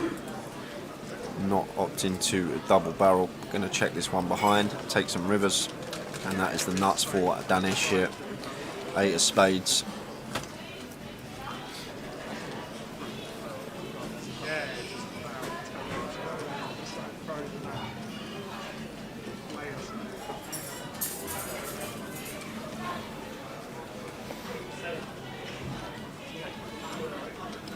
Can we get paid? We probably know that we can't. But Dinesh will fire around about half pot. Yeah, Jack don't beat anything here, Tower, with ace-10. No. Literally nothing that we beat. Like Jack 9 free rainbow board. Especially once we opt for the 2/3 sizing as well. Like there's not really going to be any floats. Like the only hand we're actually ahead of here as Jack is King 10 or King Queen. That's basically it. And we got a 10 in our hand to make that less likely. But thinking about the hero. Oh, he is going to hero the ace-10. Wow, he is going to hero the ace-10 and sees the bad news. Indeed, indeed. Is Conor O'Driscoll still in? Well, let's have a quick scan, see if he's on this mix. Let's have a wander. There's DC. Dan Charlton. 150,000 chips right there. Kate's in the background, but we could definitely get to that table very soon. If you see Conor O'Driscoll, give us a shout. What's happening here? Chef Brad. Have they let him back in? Has he had a re-entry? He's got about 50. Come on, the brothers.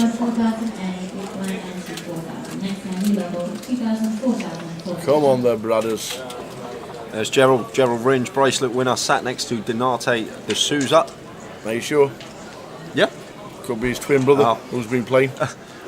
Ram Vaswani, here, my mate Ram. Ram's still stuck in 2004. Come on, sunglasses. I love him to final table. Yeah, play a lot of cash with Ram. I have over the last couple of years. Bouse is still in. Fun guy. Davenport still in. Yeah, look, like everyone around the table. There's 3 or 4 familiar faces on each table for us.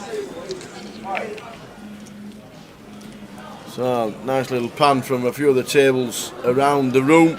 Yeah, Ben shoves his last 15 bigs with ace queen under the gun. 50, John. Qualifying age for the seniors is 50. 50 or older. Absolutely. Might be a bit of added value in there next Tuesday. Yeah, Tower might be playing the seniors.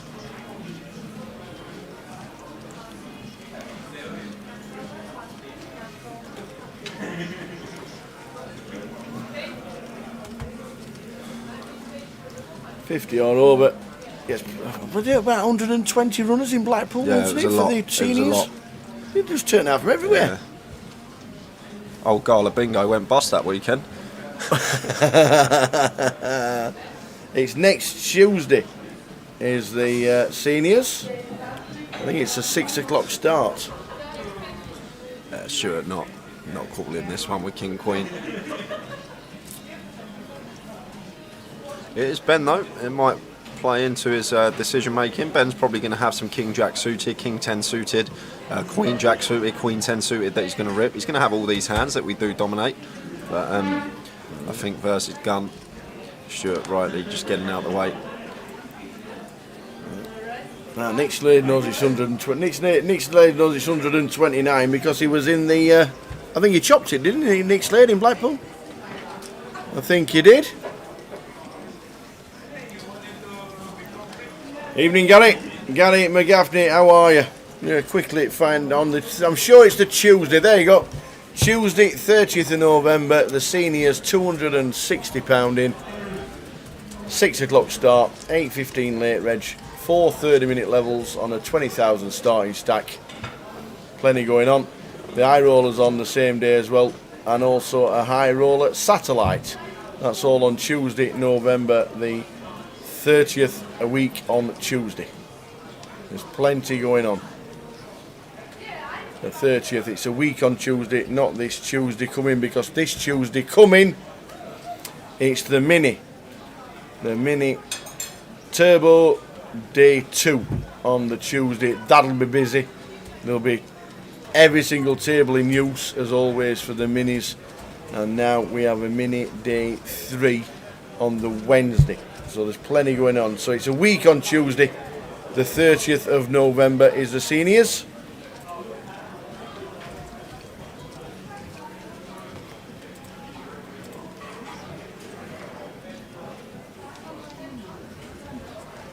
Cancelled. I put it into the schedule for the events. And then it just told me today. I know guys say that. Yes, it's usually always a day before. So Dinesh opening button with Queen Jack. Raise and take for him. Bev not defending the 5 tray. Yes, you can. No. I know. Can you qualify online now for the GUKPT events 2022? Now, I missed the now. If there are satellites running and feeders, if you do win a ticket, they don't expire. So if you win a ticket, you can use it whenever you want to next year. If there are satellites running. How was the cake? Amazing. Amazing. Would you like some more? God no. Oh, no. Pretty much ate. We've done well. Me and Jay's done well. There's only that much left. I mean, I pretty much ate that. Yeah, I had it in 2 different. And it's like that because it went like that. It's so nice. All over the telly. Oh, nice. And the stream deck. Yeah, We have a little bit of cake left if anybody wants some. I mean, we still have a long night to go. Well, absolutely. We've got another 6 hours left. Yeah, we can. Anything can happen. Julian opening to 6k under the gun. So yeah, if you do want to do the satellites online, the tickets don't expire for anything. They'll just carry on and carry on. So if there are any satellites out there that you want to play, get them in. Feeders running from a 5 to 30, 30 to 110, 110 to seats into most events.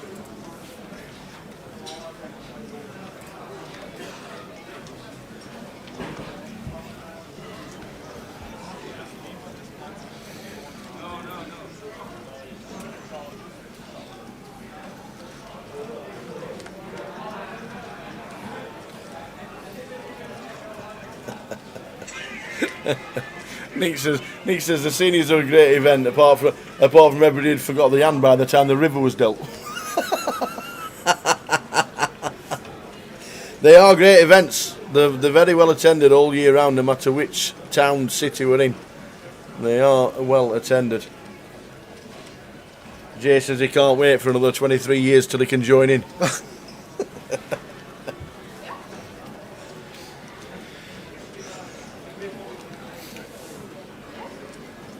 It's a nice turn here for Julian. Turning top. Raggy's not chopping this one. Top kicker. Just quick fold from Raggy. Essa, his weight is still in. Yes, he is. He's one of the chip leaders. He's got chunks set up. He's got about 300,000. One of the chip leaders in the room, if not top 5. He's definitely top 5 in stacks. Was the last man in the cash out satellite and the first man out. As Jay was telling us, he was the last buy-in. Last buy-in, first seat. Crazy. Regged at 11:15. When we finished the day at about 12:30, I was walking to the cash desk to get his seat. Yeah. What a life. Yeah, and that's exactly what he says. He says he absolutely loves these. It's time to gamble. Now you got people like Karen who entered from the start and then didn't get her seat till 3, 4 in the morning, wasn't it? Yeah, and then unfortunately didn't run very well today.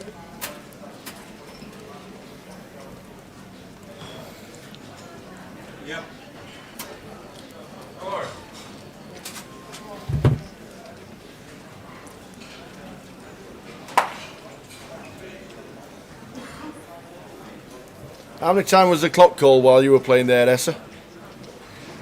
Must have been at least 4 if you were on the final table. At least 4. If he ever makes a final of a GUKPT, yeah, expect it to run 2 days. Okay. Essa's noted. Yeah. That's how he plays. Okay, I'm going to be anti-railing you if you're on the if you're ever near the FTS for that reason, unless you speed things up. But if you do final table it, you do have to bring some finished Guinness. So Ben shoving 15 bigs on the button with the Jack 10 here. Fine once folded round to us on the button, and Raggy here with Ace 5 suited in the small blind. Probably not going to call this one. We can see he's got the best hand, but going to have to go into the muck. We're just never going to have Ben in the dominated spot. The times that we are ahead, we're only usually going to have around 60%. Times we're dominated, we're going to need to hit a 3 outer. So gets out the way with the Ace 5. No. Ben, you like the finished Guinness. You have to try it. Essa's favourite drink. It's called something like salmiakki. If that's said right, Essa will pronounce it right for me and tell me I'm wrong. But it's something like salmiakki or something like that. You've got a Guinness advent calendar arriving tomorrow. 2 weeks early. Guinness advent calendar. How's that work? Is it chocolates, but I'll take it Guinness flavour, or you get little 25ml Guinnesses in there? Baby Guinness. Yeah. Well done this year, Ben. Great year on the tables for you, finishing second in the NPL.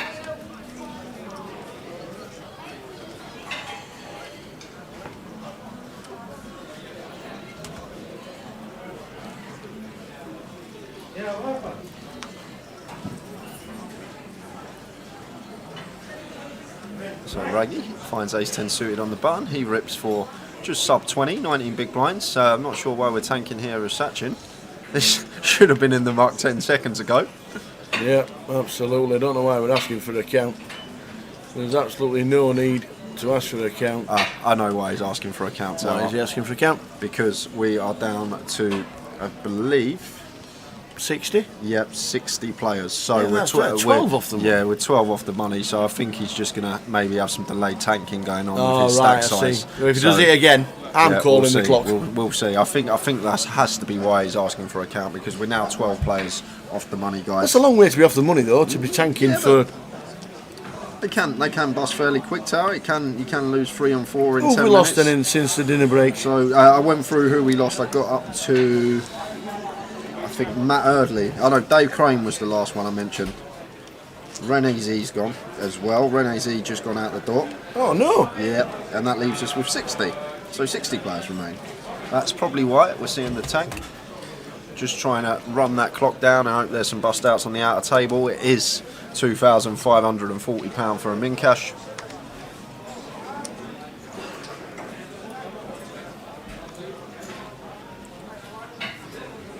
And Danish here with all the chips and premium holding ace queen suited.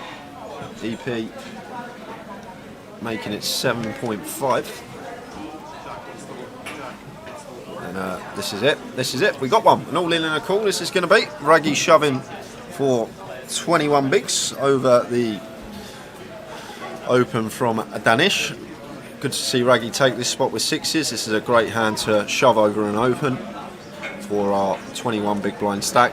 And here it comes again, Tower. This is what we're going to see from Sachin, I think, for the next hour or so. Getting close to the money.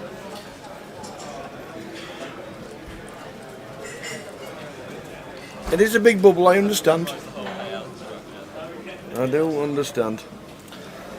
Yeah, and probably will ask for a count Danish here just to be sure, but for 21 big blinds, I'm not sure we're ever going to see him fold the ace queen suited here versus Raggy's shove over our open. Be surprised if he did. But I'm unaware of Danish, haven't seen him before, not sure how he plays. I think he calls. I think he does, Tower.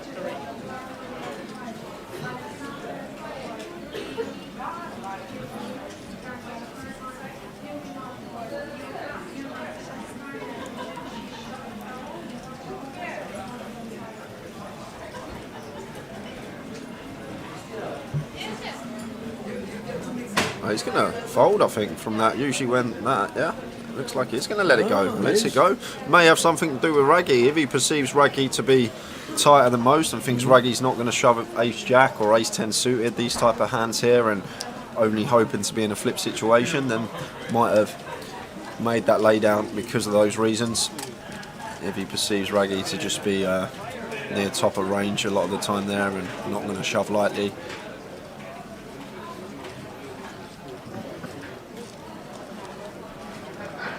And he did open gun as well. That's the other thing to take into account. Or under the gun +1, I should say. I think it was +1.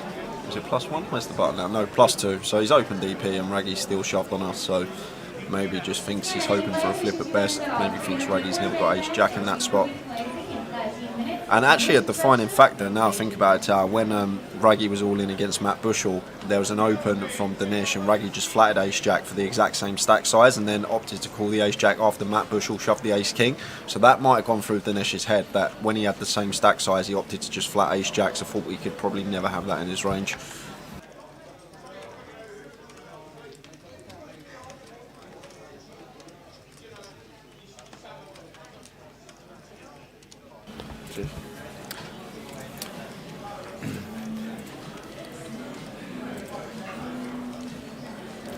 And Sachin in the tank on the button.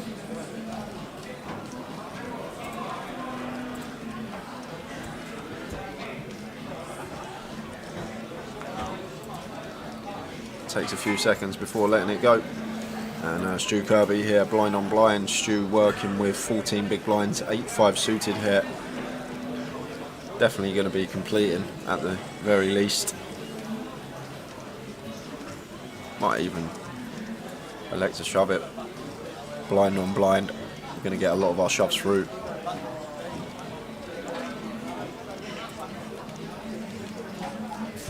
No fear from Stuart. Just 8-5 suited. Rips it in. And Matt, Queen 6 of spades here. Blind on blind situation.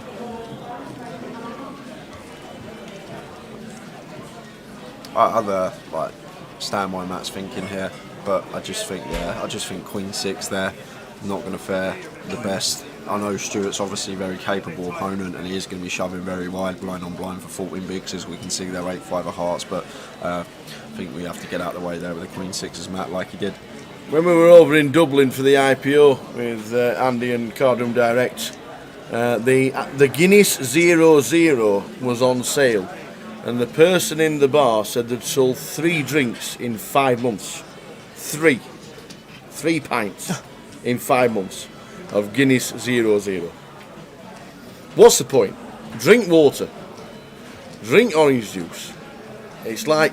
Some people might just like the taste. It's like being a vegetarian and having corn shaped like a sausage.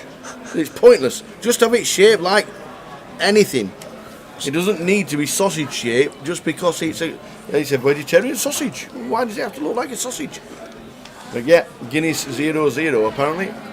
3 drinks in 5 months. And I wouldn't be surprised if it were just people trying it to think, I'll never try it again. So the chip count's going across the corner. I'd say it's all right, Simon, no problem, but you're on mute. So it doesn't really matter. So Sachin here, A7 suited, 20 bigs, should be opening this one.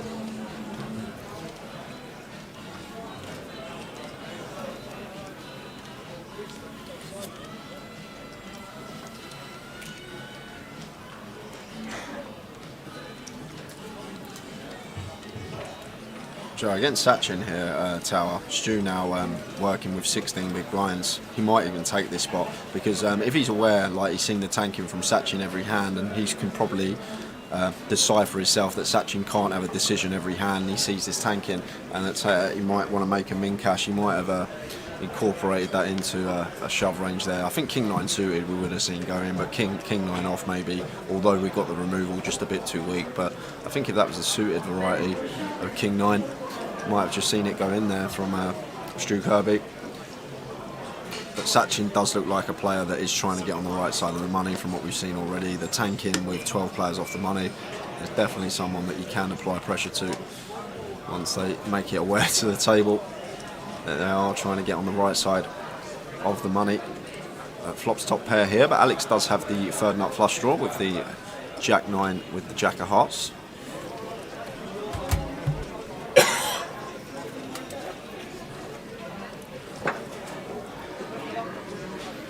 It's like 22nd Tom. but we know why this is happening.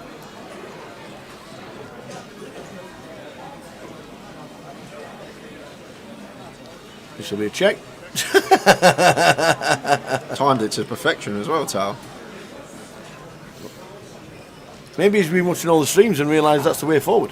To be honest, it's actually not a bad check from him on ace 3-5 all heart board. When the big blind's got a whole host of flush combinations, we can plausibly incorporate this one into check back range on the flop with our a7, and then if we get the green light on the turn, which is a check from Alex, which we have now, we can start coming in for some value with our hand.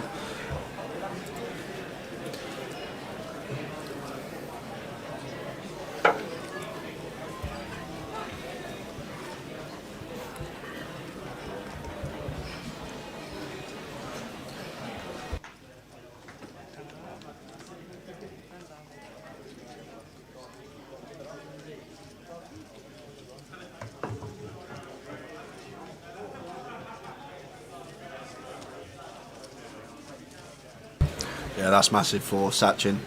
Just winning that pot, like he could probably fold his way to the min cash if that's how he wants to play now, which I think will be the case from what we've seen from him. 73,000 with what we have 10, 12, 15 off the money. Anyone else? Last one was Rene.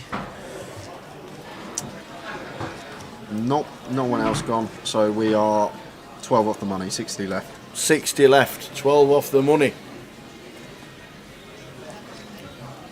12 off the money.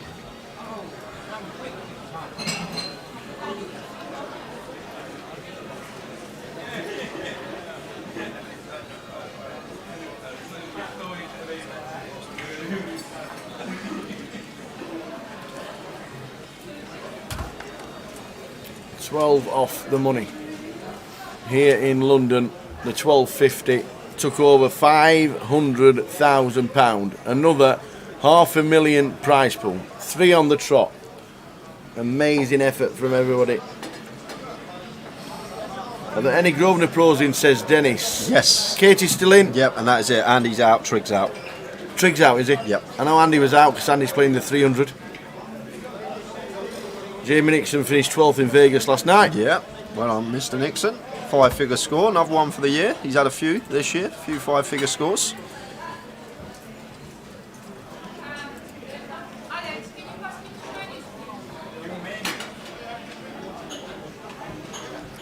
So Matt going to open this one on the button once folded to us here, working with 32 big blinds.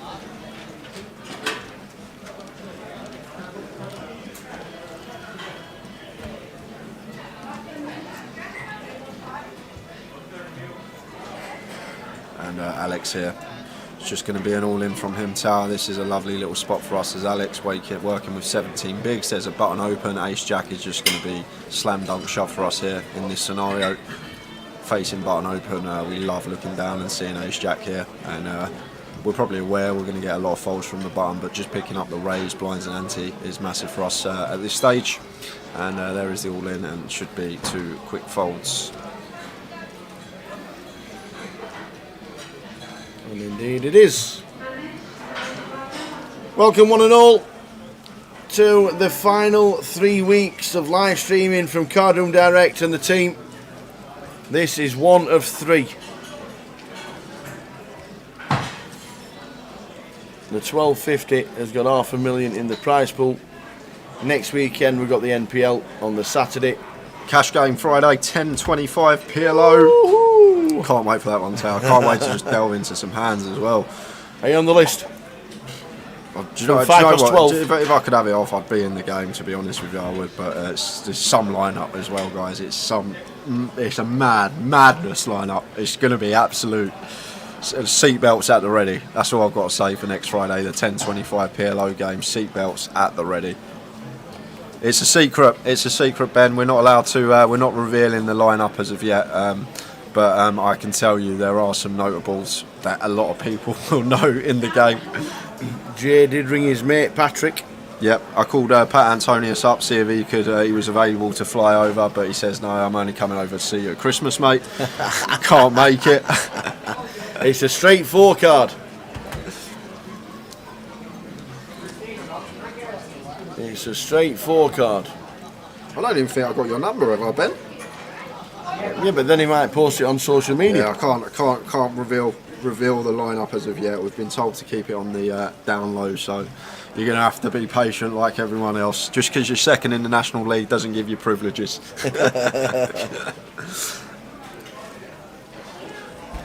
I'm surprised you didn't go out to Vegas with the boys, Ben, actually. They don't sell Guinness. Ah, no Guinness in Vegas. Makes sense. Makes sense.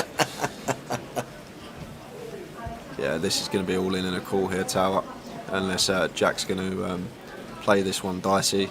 But I think versus Alex's particular stack, Alex is going to be raised calling this off with Ace Jack a lot of the time. Especially against Jack Hardcastle, who will put us under it.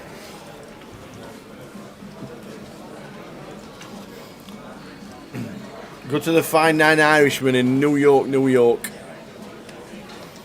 They'd sell plenty of it there. Yeah, so Jack 3-bets to 18 to try and induce a 4-bet shove from Alex, and he's probably going to get it here. Button versus big blind dynamic. I'd be very surprised if we didn't get the shove here from Alex.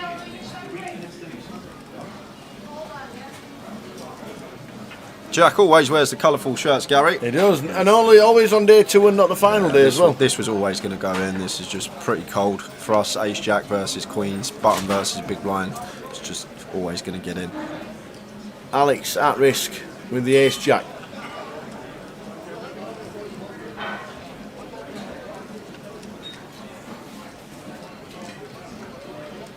Queens for Jack Hardcastle. The ace on the flop. Ooh.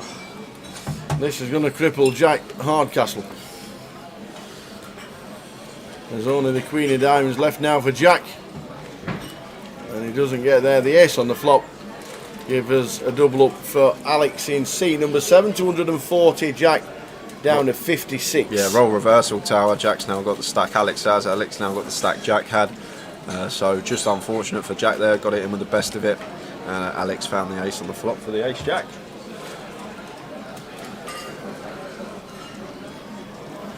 That's fair enough, Ben, if you don't know Jack too well.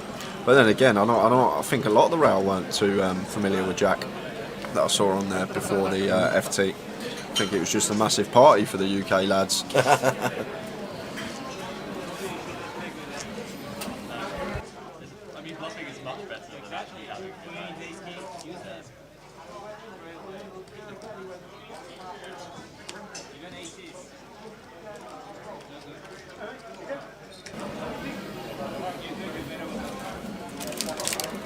So the cards are out. We are 12 off the money.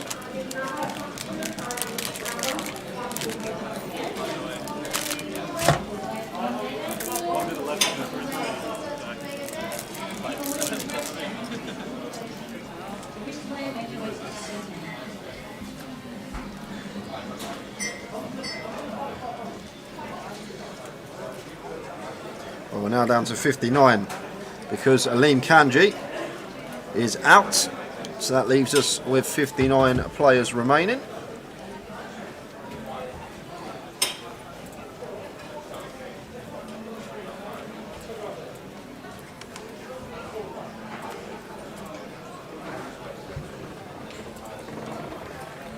And 48 paid. So Julian opening the ace 10, early position, raises to 6.5.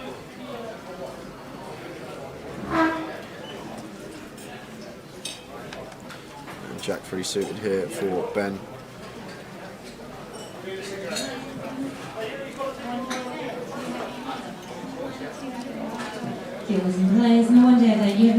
So Ben going to make the defence, see if he can catch a decent enough piece, working with 15 bigs. Blinds are going up in less than 2 minutes though. 10-6-4 on the flop. Yeah, lovely flop here for top Julian. top kicker. And just going to bet call this off if Ben does rip, but we can see Ben's going to be folding to a continue here.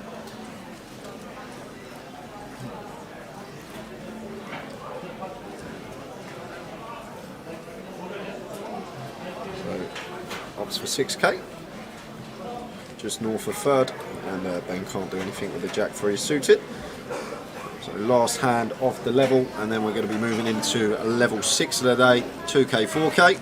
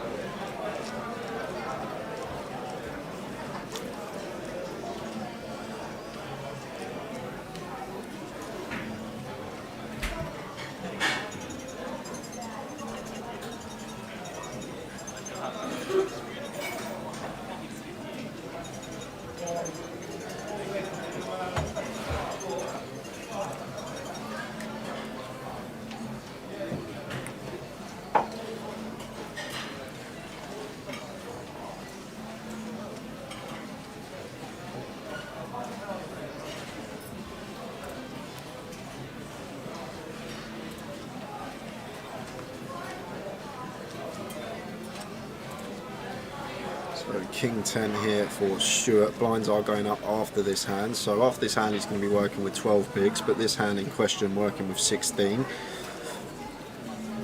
So interesting spot here when the blinds are just about to go up, but Stu opts to let it go, and Matt Bushell getting out of the way. Folds round to the chip leader at the table, Danish, and approaching the bubble here. Perfectly fine to open this one. But actually maybe with Ben in the small blind and Jack on the button, yeah, this is a fold with a 10-9 off actually. As obviously seeing Jack and Ben stacks, they're going to take a lot of good reshove spots, so no need to open the 10-9 off for us as Danish, and Jack's just going to rip this one here. Tower, he's got a pair on the button. Like it. In they go. Blinds are up after this hand. Ben not going to be calling with the Queen 3, and action on Raggy, who's going to get out of the way with the King 9, and Jack picks up blinds and ante. Any other names at the table apart from Jack Hardcastle? Ben Windsor in seat 1. Yeah, Ben Windsor, all-time GUKPT money winner. Julian Sebon in seat number 3. He's got about 2 million to his name. Yeah, 1.5 million in earnings for seat 3, Julian Sitbon. As I said, Ben, double grand final champion as well. Only player to ever win 2 grand final main events. Matt can play in seat 6. Alex seems like he's got some game about him. A lot of people know Raggy in seat 2. There's Stu Kirby as well, deserves a mention.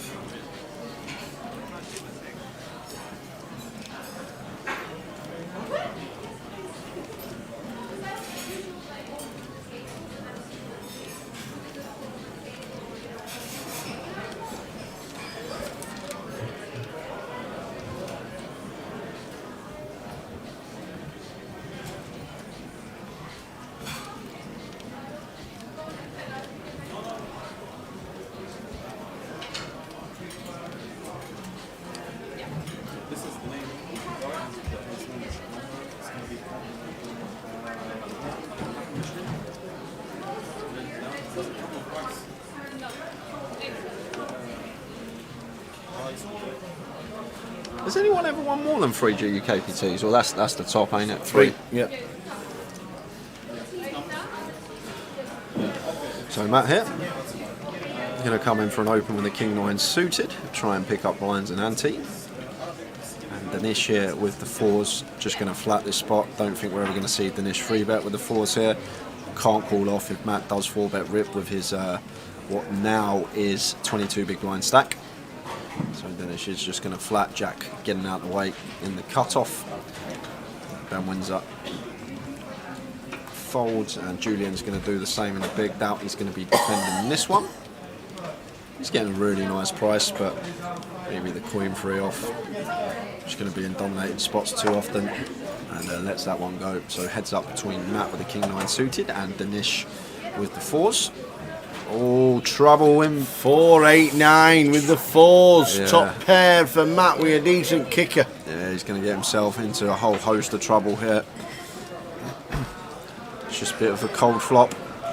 So he comes in with a check. And Danish here with the 4s. Checks behind.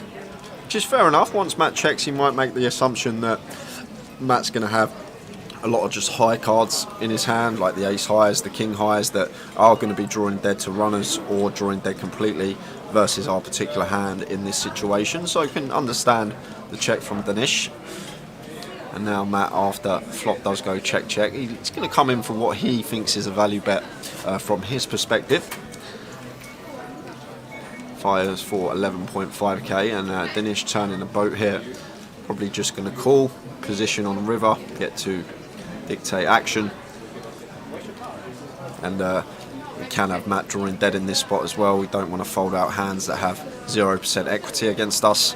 So does make the decision just to flat and take river, which is the diamonds.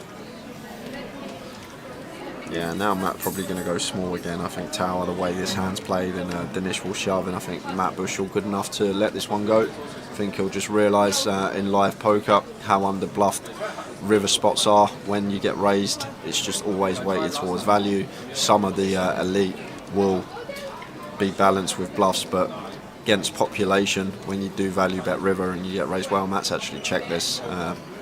Maybe some spidey senses from Matt, or maybe thinking Danish is just going to have a lot of brick draws here, some queen jack, jack 10, queen 10. Would you go pretty hefty on this one? Well, it depends. What do we think Matt's got in this spot? Like, it comes down to what we think Matt's range is, and like the way Matt's played the hand, it doesn't look like he's got too much tower. Check flop, bet turn, and then check river. It doesn't look like he has got too much in this scenario, although he is sitting there with top pair. So interesting to see what size Danish is going to elect for, and he's gone big. He's gone 30k into 42, like 73/4 pot here from Danish on the river, and Matt in a really tricky situation because we've actually got a really nice hand to bluff catch with, but it's going to be for a lot of our stack. But the way the hand's played here, it's going to be very difficult to find a fold, I think, here as Matt Bushell, if he does fair play to the man. But once we check flop and then just get called on the turn, I don't think Matt's going to fold tower. I just think Danish is going to have too many bluffs in this spot.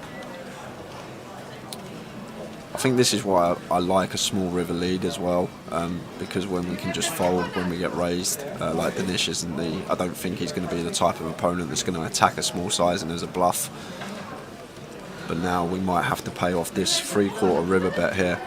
Definitely some 8x that Danish can have. Obviously, pocket fours are in there.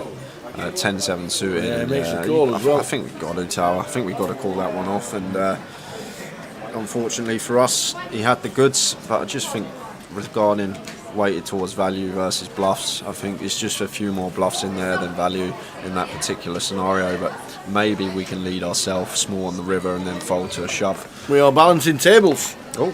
Because we are missing one. We're down. That is because we just lost 3 tower. We have lost 3 players in the last 5 minutes. Ewan Jones, gone. Chef Brad. No! Brad Simpson, gone. Oh, and Anthony Miles is out as well. So no, man. 56 remaining. We're 8 off the money. Anthony Miles, gone. Love watching him. I was looking for back-to-back cashes, Anthony Miles, but plus just shy of the money. 56 players remaining, guys. We're getting there.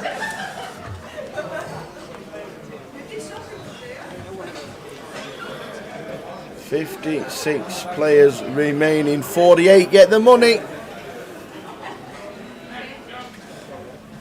Yeah, maybe Matt can check, because like the way the hand's played, Danish is probably going to have a lot of misdraws and maybe induce from him with some bluffs. But it's just so hard once we check flop. Like, we're under rep once we check flop, and our range looks like ace high or to our opponent.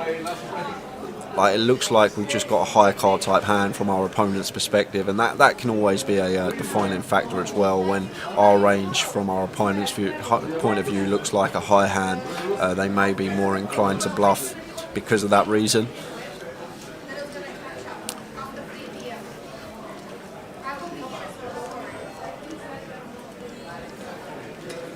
So blinds 2k, 4k, level 6 of the day. This is the level that the bubble usually bursts, or has been this year. Yeah. interested to see whether it's going to Most of the continue. time it has.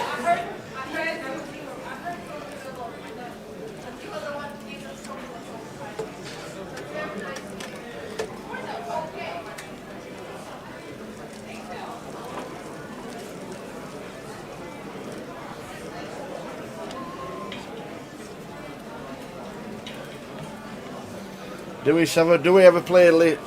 we have a list of players left in cheer, says Jerry? No, but every break from now on in will get the full chip count of everybody that's in at the break. Yeah. If you need a certain player, we can say yes or no, Yay or nay? but not a player list until we get the next break, when we'll have the full chip count of everybody left in. And then, but if you need a specific, we can tell you whether he is still at the table or she. Is Stu McAnally still in? I don't think he is he? I think he is still. Is he? I haven't seen him on the bust out list.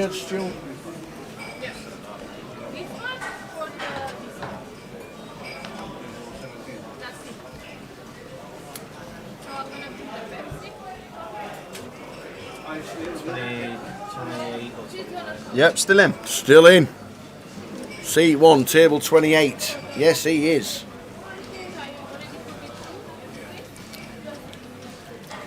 So 56 remain. And Ben's all in with the King 9 suited, and this is, I know we don't know what Raggy's got here, this is disastrous for us as men. When Raggy snap ships behind us, we're just praying he's got like ace queen. There we go, queens for Raggy.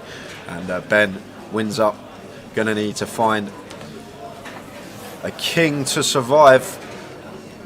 Oh, we'll lose another. Oh yeah, dropping like flies. Ben needs a king, running spades, straightening cards. 10 jack of spades on the flop would be nice. There's 10 deuce deuce.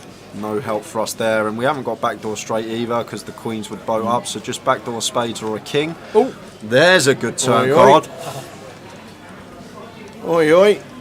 Does he get there? Or king. Oh, man. 5 of diamonds, and going to lose Ben Windsor in 56. Going to put us down to 55 players. I'm sure we'll see Ben throughout the festival, entering more events. He only likes winning 2Ks anyway, so.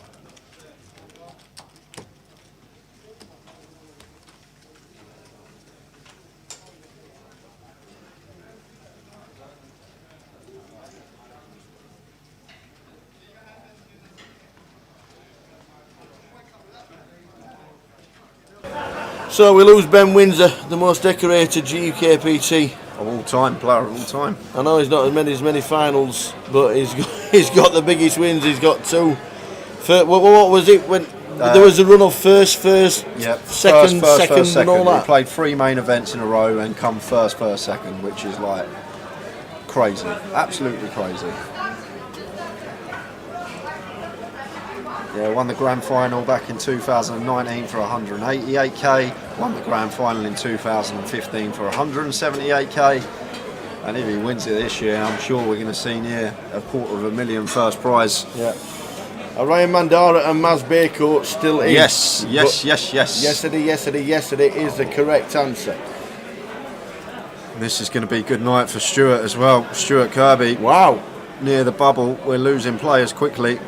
Raggy just had, oh, hang on a minute. Raggy's opened 3x here. I've just realised that. He's opened to 12k, so he's been opening 2x or a little bit more, and now he's opened 3x here, so I still think Stuart here with 11 big blinds and pocket 8s versus a hijack open. Usually we're always going to shove this hand. Almost always this is going to be a shove from our perspective, but maybe he just thinks Raggy's going to be nearer the top of his range here because of the size that Raggy has opened to, but he's still going to take it and can't blame him. It's just because the 3x sizing. And Ruggy's going to snap. He's got aces, and Stuart Kirby's going to be heading to the rail unless he gets lucky. And Ruggy going to be up to nearly 180k. But yeah, I think I'd take that spot as Stu, but I thought he might have been looking to the sizing of Ruggy suddenly opening 3x when he's been opening 2x. And that will be that. Any chops about? Need running clubs, unlikely. 4% job for running clubs. Any chops about? There we go, chance. This would be ill. It would be pretty ill. They're This all would in the be deck. absolutely. All 9 And are in every the deck. single club. There it is. Let's go clubbing. There was no clubs. Anywhere. There was all no in the deck. clubs. They're all in the deck. All the clubs were live. All in the deck. How was Stuart surviving that one? Oh my days, man. Flop set, runner, flush. Raggy just smiles, shrugs his shoulders. There's no smashing the cards in the deck. There's no jumping about. Oh my days.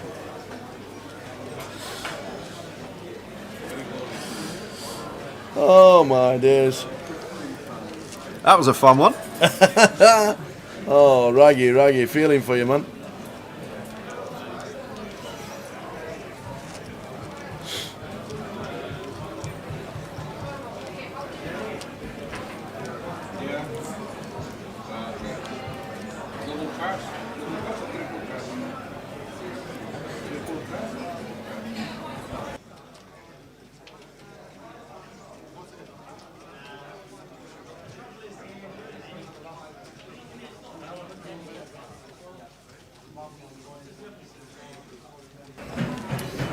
Well, poor old Raggy, you got to feel for him, to be fair. And just about to get himself a proper double up. Oh dear. It happens.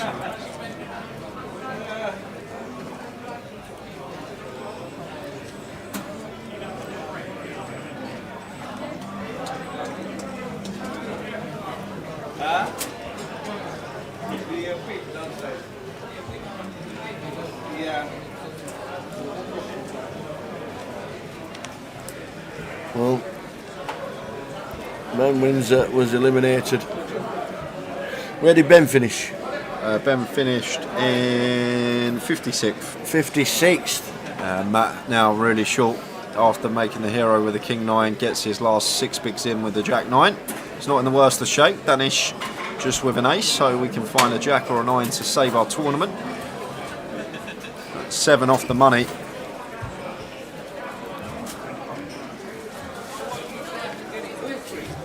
There it is. Whoa. Oh, No way. 9 in the window. 9 in the window, 9-3-3. Oh, you see that 9 in the window, you're licking your lips and the 3-3 just next door. Wow. So just not even, oh my days. Matt needs a 9 What and it is doesn't happening? come. So we're going to lose another down to 54. 6 is off the happening, money. Oh, window to the wall.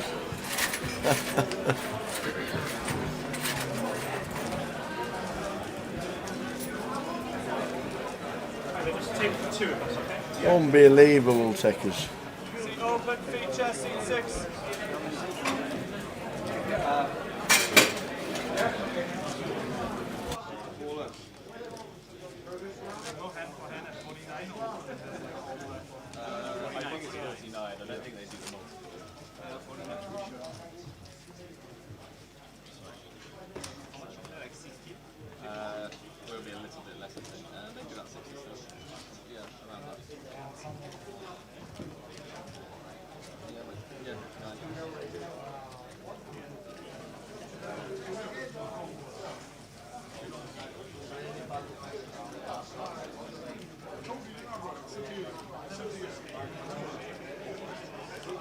Julien, ace 4 in the hijack, raising it up to 9. Stu's got the 6s. This could be in. This is in tower. Definitely against this opponent as well. This could be in. This should always be a shove here from Stuart with 12 bigs versus Julian's hijack open. It's just always going to put this one in with the 6s. I think we are approaching the bubble. May have something to do with a fold if Stu does find a fold. The only reason he'd ever fold this is because of how close we are to the bubble, but I think the type of player Jake Cody is. He's having a little look at stack sizes around the table. We're down to 54 players, we're 6 off the money.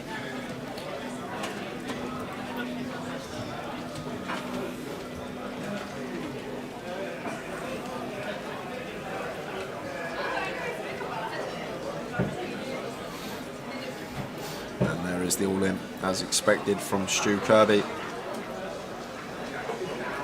And it's hard to take these shove spots when you're this close to the money. It's 2,500 min cash, and taking these spots takes some kahunas when you're this close to the money. Yep. And this one's going to work, and Jack, with his stack now, we're going to see, I think Jack take 10-15 seconds every decision, because Jack working with that stack very near the money. I think he's going to be doing what we saw the man that got moved in seat 4 do earlier, and Julian has to fold the ace 4. And Stu takes a nice little pick up. That extra 20k added to our stack there, Stu, from just getting that shove through, is massive when we're this close to the money.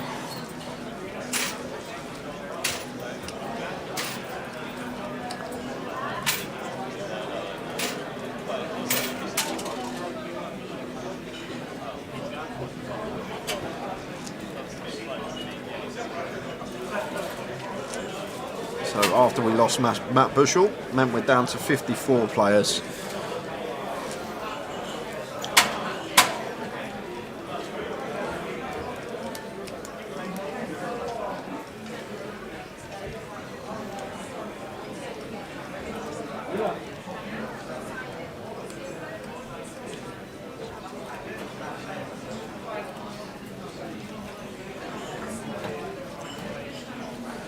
Chelsea fan says, about to announce that Ollie has been sacked. Club statement is being prepared to be released. Is he writing it?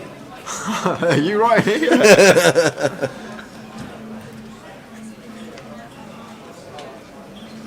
They missed a penalty as well, Watford, didn't they? Yeah. Didn't they? So Julian opening once more. This time with the ace jack, raises to 9,000.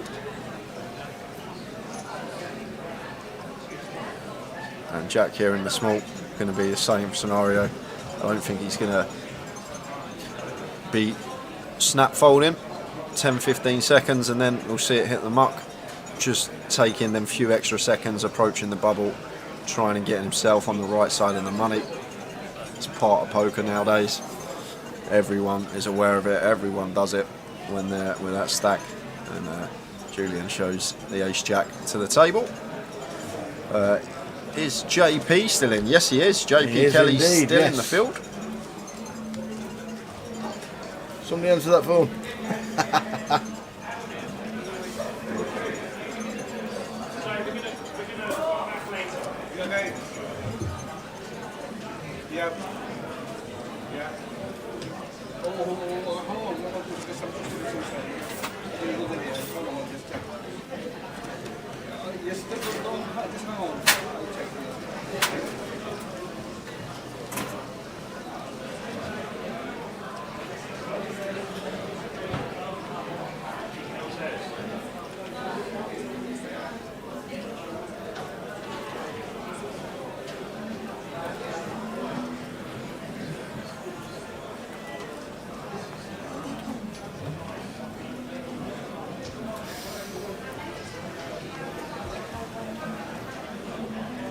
So JP having a decent run. There's plenty of big names coming in. What we will do at the next break is get a full chip count of everybody still in. You can see at the top left, Kevin Allen and Tai Tai are still in.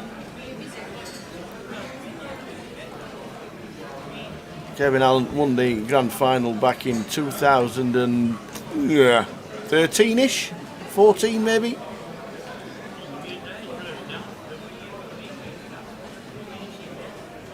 Is Swifty still in? Yes. Yes, she is. Going along is our Katie.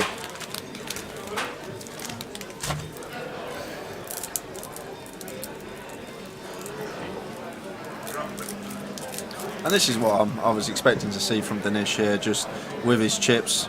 Now he's going to start opening. We're getting this close to the bubble, but Matt Davenport, like the sizing, like the hand selection, like the choice versus position, Really nice from him. Comes straight to the table and puts his foot down. Says, "You're not going to be opening. Good player, Matt. Light, buddy. I like watching Matt play. You've got all the chips, but you've got me 2 to your left now. I will 3-bet you light." And he's just putting his foot down straight away. Matt comes to the table, just comes straight in with a 3-bet bluff. No fear. Great to see. And picks up a nice one without the goods. So how many's in, young man? 54-ish, 55? 54 left. 54. Matt Bushell was our last player to bust. 54. A 5 and 4, 54. Tower said 26 left at the end of the day. I said 17. Oh, I did, that's right, yeah. Are you hungry? No, I'm fine, thank you. You hungry?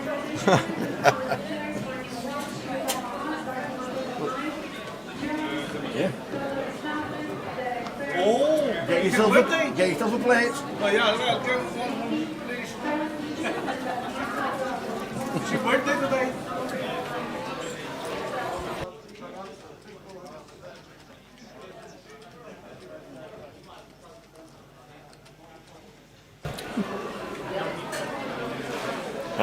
Gary McGraffney, the next question. We were fist pumping on the flop. Yeah, we were fist pumping at half time, and then it all went Pete Tong. Yeah, Newcastle drew, Bristol Rovers drew, and Port Vale didn't win. Thanks, mate.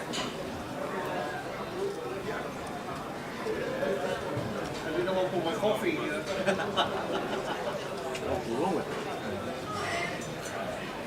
Where's the playboard? It's a fabulous sponge. Oh, Beautiful. Thank you. I'll put my coffee later, no? Yeah, they were all winning at one point. Every one of them. Even the 4-time hackers with Stoke City.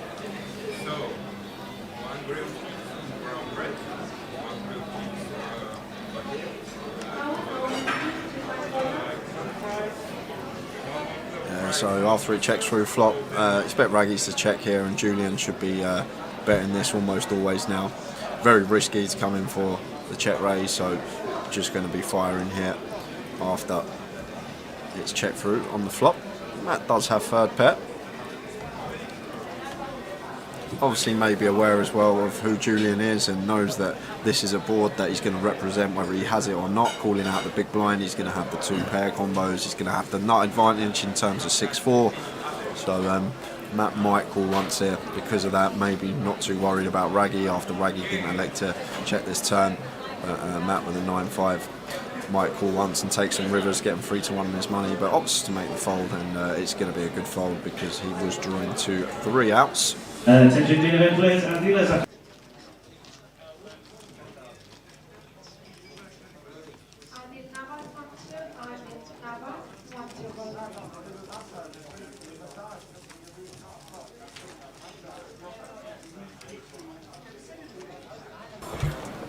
So in half hour's time, we're going to be heading out on a 15-minute break. Getting close to the money though. We are getting close. What are we on? 6-7 off. Is that what it is? Shall we strap ourselves in? Shall we go get a cup of tea? You want tea? Yeah, tea please. Tea sounds good. Tea. Cake's nearly gone. We've done very well with the cake. Thanks, boss. Really appreciative. On its way. Let's go and have a cup of tea. Back in 2 minutes. This guy's going to entertain you as always. We're getting close to the money, ladies and gentlemen. Close to the money.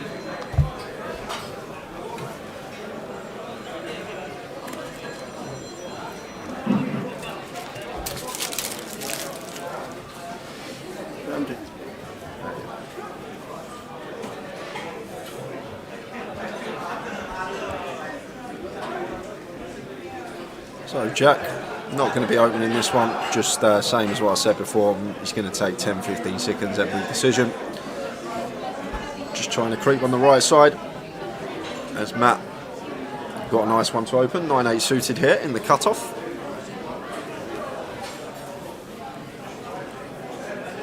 Giving event players and dealers when they're in hand for hand.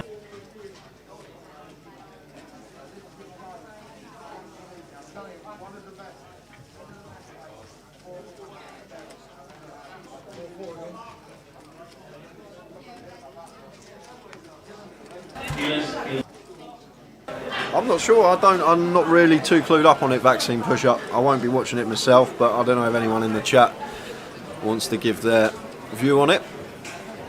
There's Stuart here thinking about defending the 7.6.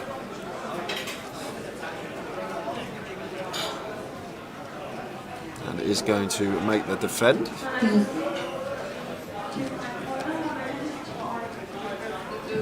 In London, levels 4.300, big line 600, and big line and 10-9-5 rainbow. So middle pair for Matt. Some really nice backdoor possibilities as well, and Stuart with a gut shot. Can go either way with this one as Matt with our second pair.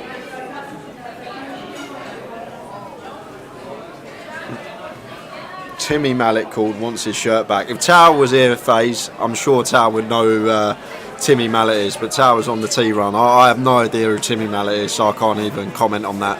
But Tao will be back in 5 minutes, so he might know who you're talking about. I'm sure he will. So Matt continuing for 8.5k and this close to the money with our stack size. I'd be very surprised if Stu did make the call with a dummy end gutter here with the 7.6. He's probably just tanking, same reason we've seen Jack tank, because we are getting close to the money, just trying to get a few more bust outs. Speaking of bust outs actually as well, we have just lost one. JS GDPR, don't know who that is, but that means we're on 53 players, down to 53. Thank you for the tea. Do you know who Jimmy Mallet is, Tower? Sorry, Timmy Mallet. Timmy Mallet, yeah. Okay. Okay. He wore an itsy bitsy teeny weeny yellow polka dot bikini that gets hauled on the first time today. He was a TV child's entertainer kind of CBBC kind of thing before that kind of thing in the 80s and early 90s. Okay. Wackaday. You heard of Wackaday? No. I've heard of Whack-a-Jack. No, that's Crackerjack. Oh yeah, of course.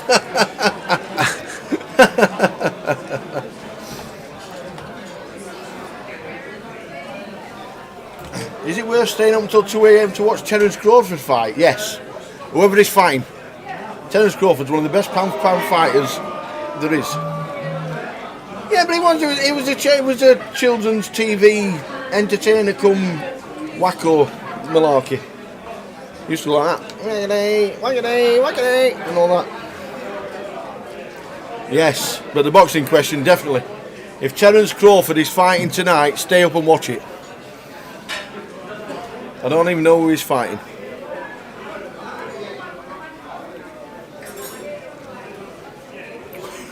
Whack-a-jack. Close enough. It's close enough. Same thing. Whack-a-jack, crack-a-jack.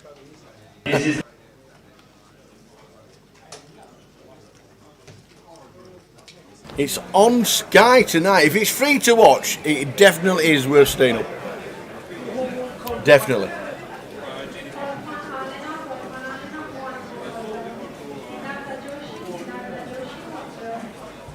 So Matt here, 5 deuce shooting in the hijack. Opening to 8.5, and this is what I love to see from big stacks on the bubble. Really applying pressure, opening lots of different hands, just putting your foot down. And Julian here on the button, looks like he's got a decision, A6 suited. Probably could see a free bet here from Julian. Julian working with 35 big blinds and going to be aware that Matt's going to be opening a lot of hands here, approaching the bubble, but just opts to flat the A6 suited, probably because it's terrible for us with our stack size if we do happen to bust this close to the money. And Stuart here now with Ace-9 in the small, working with less than 15 bigs, 14 big blinds here for Stuart. I think post bubble this would always be going in. This would be a 100% shove spot for him with this action occurring in front of him, but it just comes down to whether he wants to play a bit tighter, get on the right side of the money, or whether he's going to try and pick up these dead chips here with the Ace-9, but could certainly see him shove this one tower here for 14 bigs after hijack open and button flat.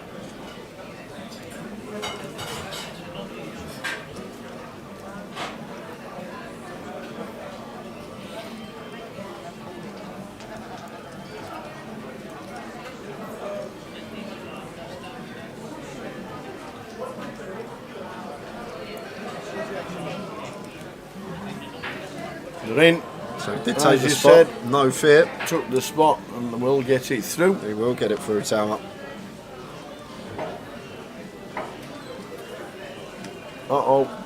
Just like that. Look at that. He's gone from 57k to 82k just from getting that through.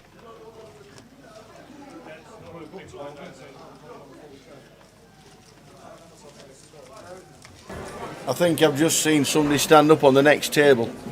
When it goes from 1 to 5, did I see Tai hang it standing up? Yes, you did. Did I? I thought she was just grabbing a coat. She was just grabbing a coat just behind on table number 2. So Tai Wang gone. So we are down to 51.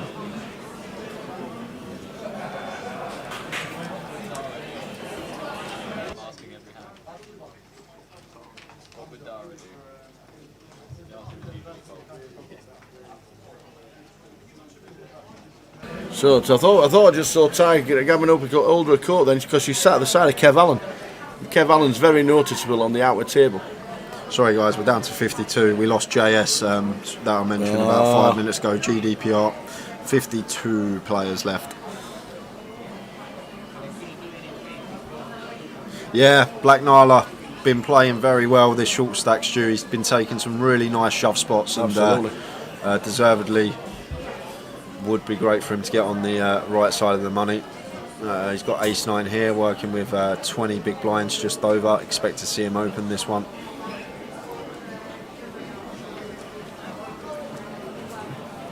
Got a bit more wiggle room now.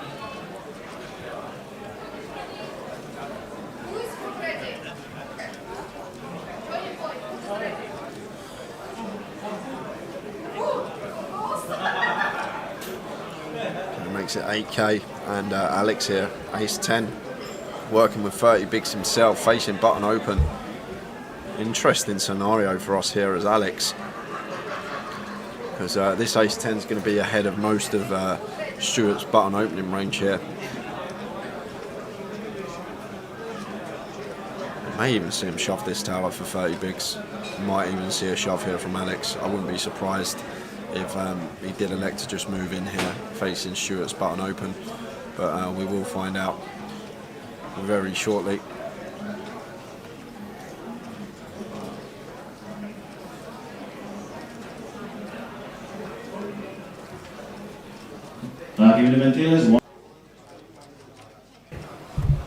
Yeah, really deliberating with this one, and there is the shove from Alex for 30 bigs. Yep, he says I'm all in. The triangle is there. Can we have a count, please, says Dinesh. Dinesh with the sevens behind him.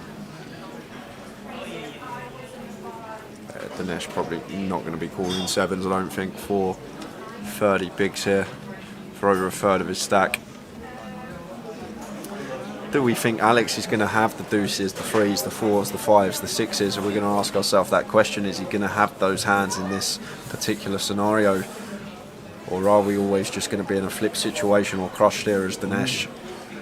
Like, I think post bubble here we'd see Dinesh call, but maybe he thinks that Alex is just going to be a lot tighter in this spot. Maybe not taking as many shove spots as he would post bubble or not on the bubble. Ah, he's going with it. He's going with it with the sevens. We've got a man at risk. He wants to put it in, and Alex hates this tower. Alex absolutely hates this. He thinks he's going to be crushed, and when he sees 7, he's going to yeah, absolutely. Sigh of relief. Best he could hope for. An underpair to his cards. So Alex Howe, the player at risk. We've got 52 players left, and this is massive for Alex here. King, queen. Decent flop for us. We've now got 10 or higher. That's not a king. Oh, whoa! How does he do that? Where does he find that from? No, I don't know, Tower.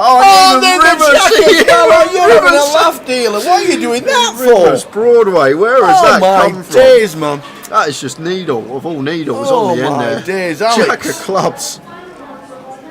Wow. So we've lost Alex Howe, guys. That leaves us with 51 players in 2 more bust outs. We're going to be on the money bubble. Wow. That was ill. That was ill. The rubs on the river. Absolutely taking the mick. You're not wrong.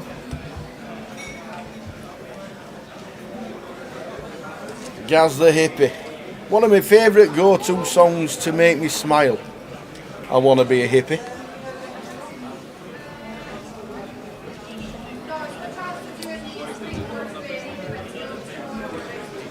Which poker player would you like to play heads up live play?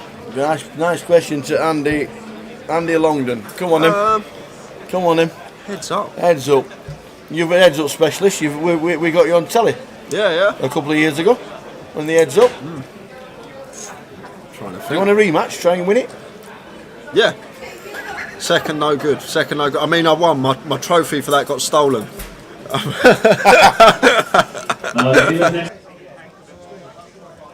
Think about that. Heads up. Probably Ivy. It's got to be Ivy or Dwan, hasn't it? Probably Ivy or Dwan. It's got to be one of them two. They were the heroes growing up with. Were any of them Patrick two at the World Series this year? Probably not. I don't think so. I'm not sure. They've been playing at the Hustler Casino in LA. What about Patrick? Do you play in the home games with Patrick? Is that it? You had too many games heads up with Patrick. Is that what you're saying? Yeah. I've played Patrick too many times. He always pops around for a little bit of 1,000, 2,000 heads up. But yeah, probably Ivy or Dwan. I'd say the answer to that question. Ivy's not vaccinated, so did not play. I'd like to play heads up with somebody who's over 50 next Tuesday. I'd love to see it, Tower. I'd be on the row. Come on, Tower. Give me a T. Give me an O. Give me a W. With me pom-poms. I'm going to jump back into this because...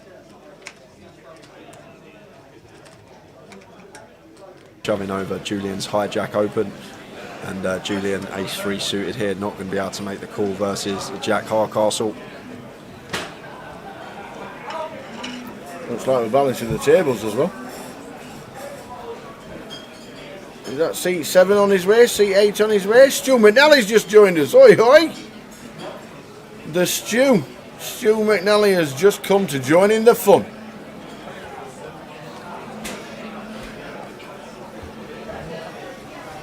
Julian says, do you want to call?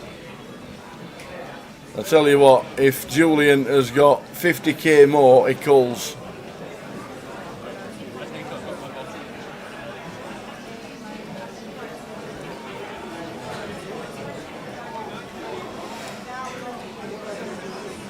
We are getting closer to the money. We're on 51.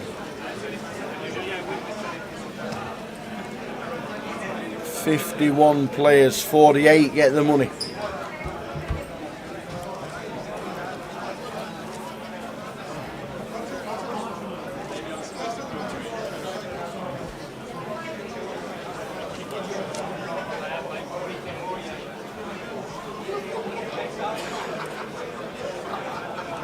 It's getting a bit noisy out there considering we're getting close to the money.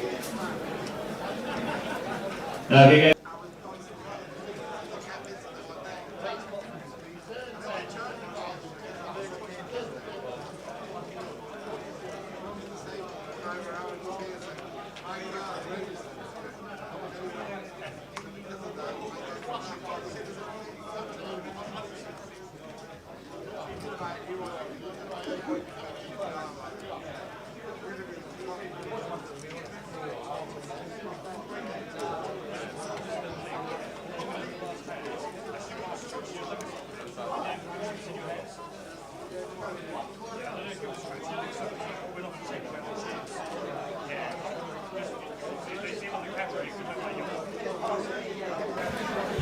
So ace jack for Jack, Jack.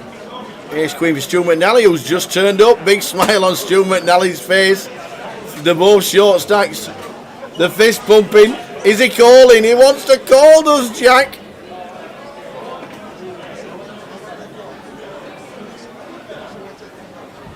Got to be thinking he's not doing it light. You've got to think that, haven't you?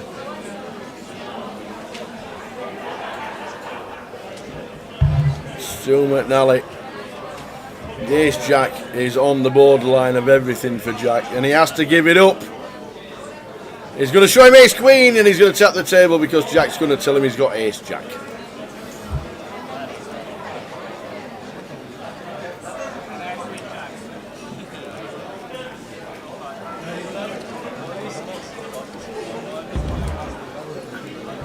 We're on 51. 48 at the money. We're on 51.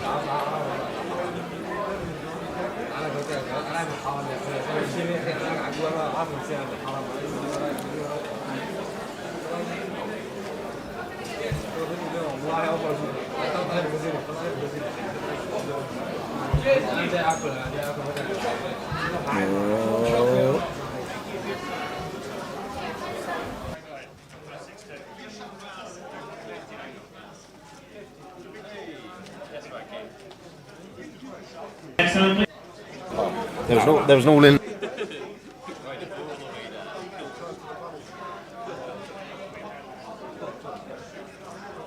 We have just lost on the left hand side Kevin Allen, I'm guessing, because he's not in his seat and he's not balanced the tables.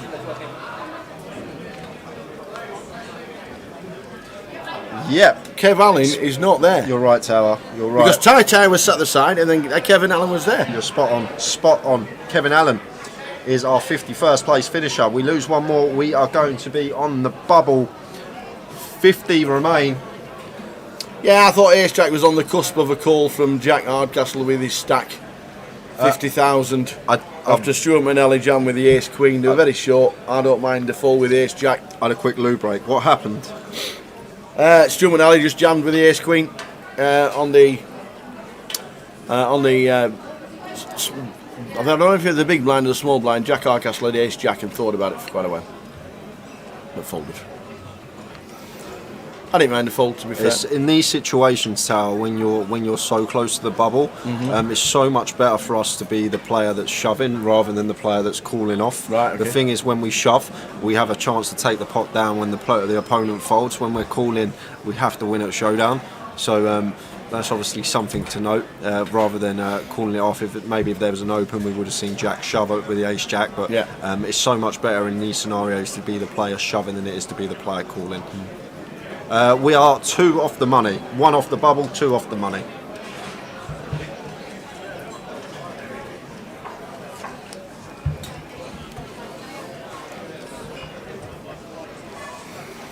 J-Fly, no problem. Getting some airtime with that shirt, isn't he, old Jack? It's a nice shirt. Love it. I would have worn that. Weirdly, he only ever wears it on day 2s and not the final day. You'd think you'd bring out the shirt for the final day. He has the bike one the final day, doesn't he? Is that the bicycles one? on it. You see? He's got his day 3 shirt. Is Conor O'Driscoll still in? I do believe he is. We'll find out where Conor's sat.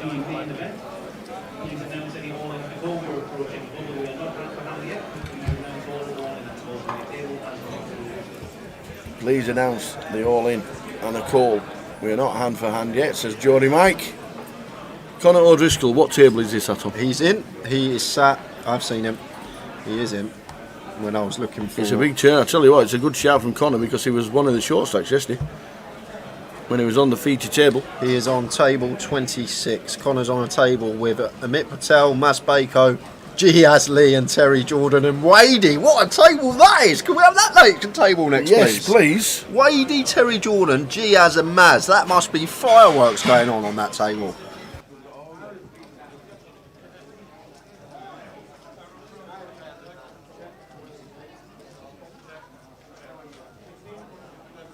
Katie Swift is still in.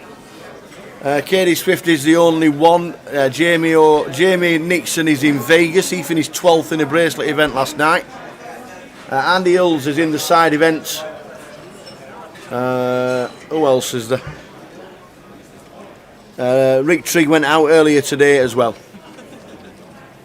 Ian Bosley went out this afternoon and fetched us one of the greatest cakes we've ever eaten. Thanks to Boz. He came with a smile on his face. He didn't even tell us he'd been eliminated, but he had. He had been eliminated, came back with a massive, fantastic cake. It's all over social media. So if you want to see what cake Boz fetched us He fetched us an amazing cake and said thank you for the live streaming this year. It has been great, and we thank him for that because it was an amazing little gift.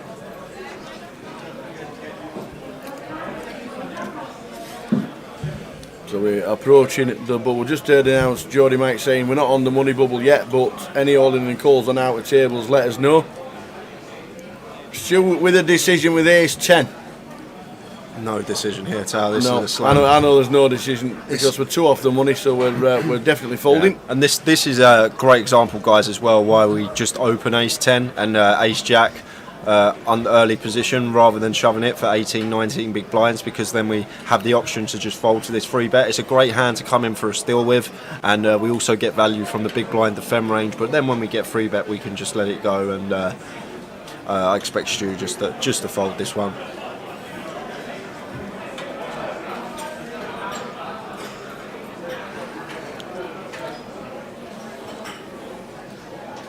Again, guys, if you are not in.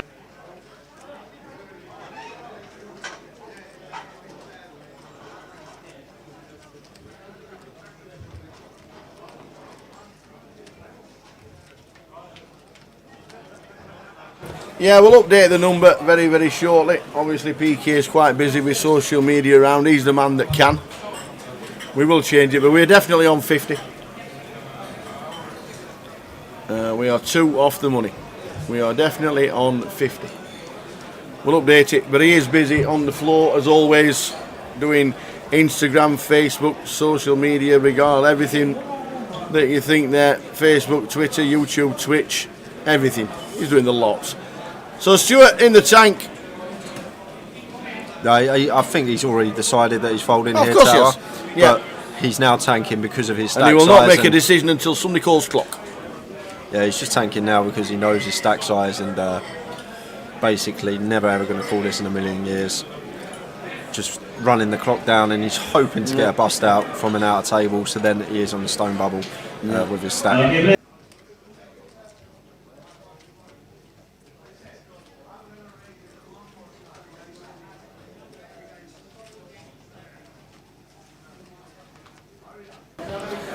Adam, adds in the Oi, chat. oi. What was this deal? What was this deal that you struck up on Facebook earlier on social media? How you doing, Adam? That you got this some kind of deal. What you give us a clue? Tell us what you're doing.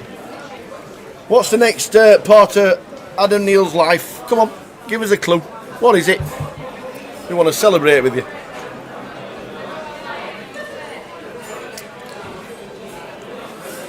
Future UK heads-up champion 2021 as well. Hopefully, we'll be seeing Adam. Yes. Only I think this is it. A week on Wednesday. Yep.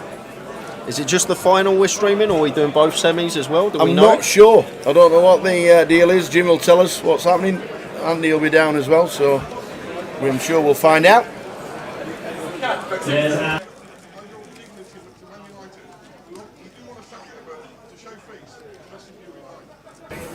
So we're on 50. You've left your job and gone into the poker world. Have joined America's Card Room as Twitch manager for their streamers. Nice. America's Card Room. We need a Twitch manager. Does that mean you're moving to America, or does that mean you're doing it from home? Yeah, we need some help with Twitch. Yeah, We're rubbish at it. Job application. We need. What do we need? We need to know all sorts regarding Twitch because we're pants at it.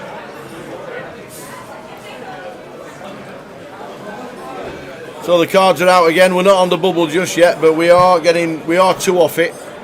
So they're all just talking and slow playing and tanking and doing all malarkeys now.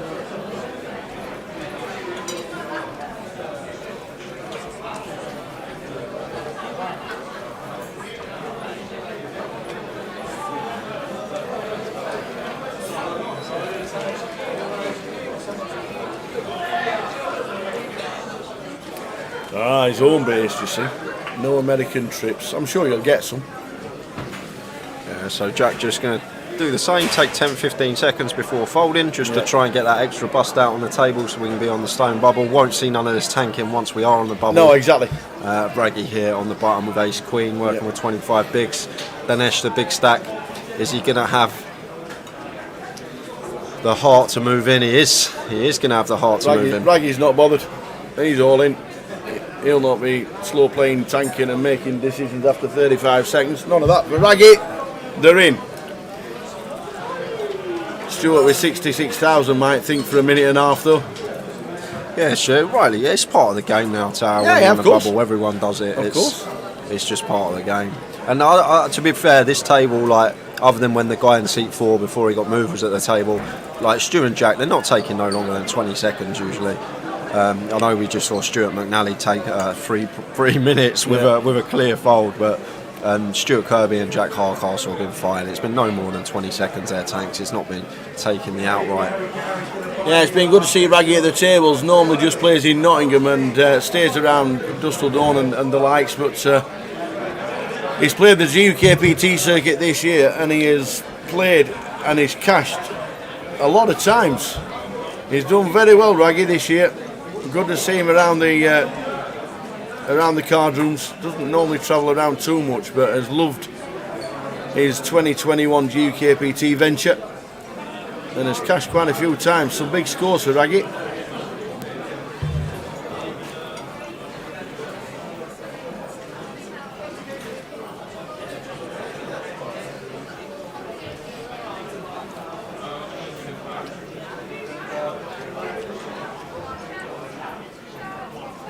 So Dinesh, pocket ace, makes it 10.5. And once again, we're going to see this from Jack.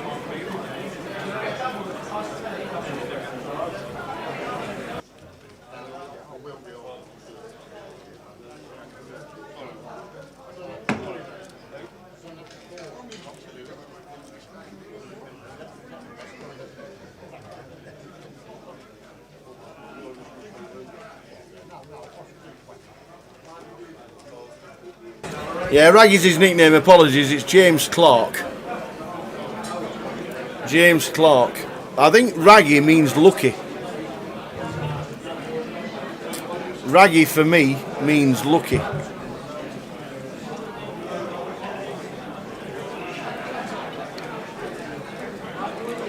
But he obviously got his nickname for a reason.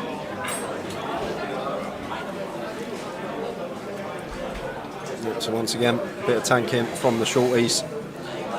And Stu McNally got a clear fold in the big blind. And going to see the same again from him. What is a snap fold? He's going to take probably 20 seconds before tossing it into the muck. Mincash. I'll have a pound for every second over. Mincash is pardon? Oh, you're counting. Mincash is 25.40. So £2,540, double your buy-in plus a bit of change for yourself. 20. 20, that's what I said, 20 seconds. It was a push. What, did I have the unders? Yeah. Pound under? Yeah, So, the unders. hang on a minute. So my upside is £20, your upside is infinite. How is that fair? That's what I called it. We've just been told to pause the deal. Geordie Mike has said after the hand, please pause the deal. What's happened on the outer table? That's because we've lost William McClure. Oh, Billy boy. And he's going to be our 50th place finisher, which brings us to 49. We're on the bubble. We're on the bubble. Bubble Billy boy, time. Billy McClure. Any relation to Troy? Troy McClure? Troy McClure, who's he? From The Simpsons. Hi, I'm Troy McClure. Hey, I'm Troy McClure. You may remember me, yeah. You might remember me. So, we are now officially, ladies and gentlemen, on the bubble. On the bubble. Is Renee still in? No, Renee went out earlier doors, didn't she? Yeah, Renee busted, I'd say 20 odd players ago, so Renee is out the building. Thanks Jake Cody Jack on Twitch. Amazing job, guys, for hosting and streaming. Thank you very much. Well done, Grosvenor. We have had a fantastic 2021. And while we're on the bubble, should we run the prizes across the screen? Oh yes, because it's a big chunk. It is a big chunk. Do do do do.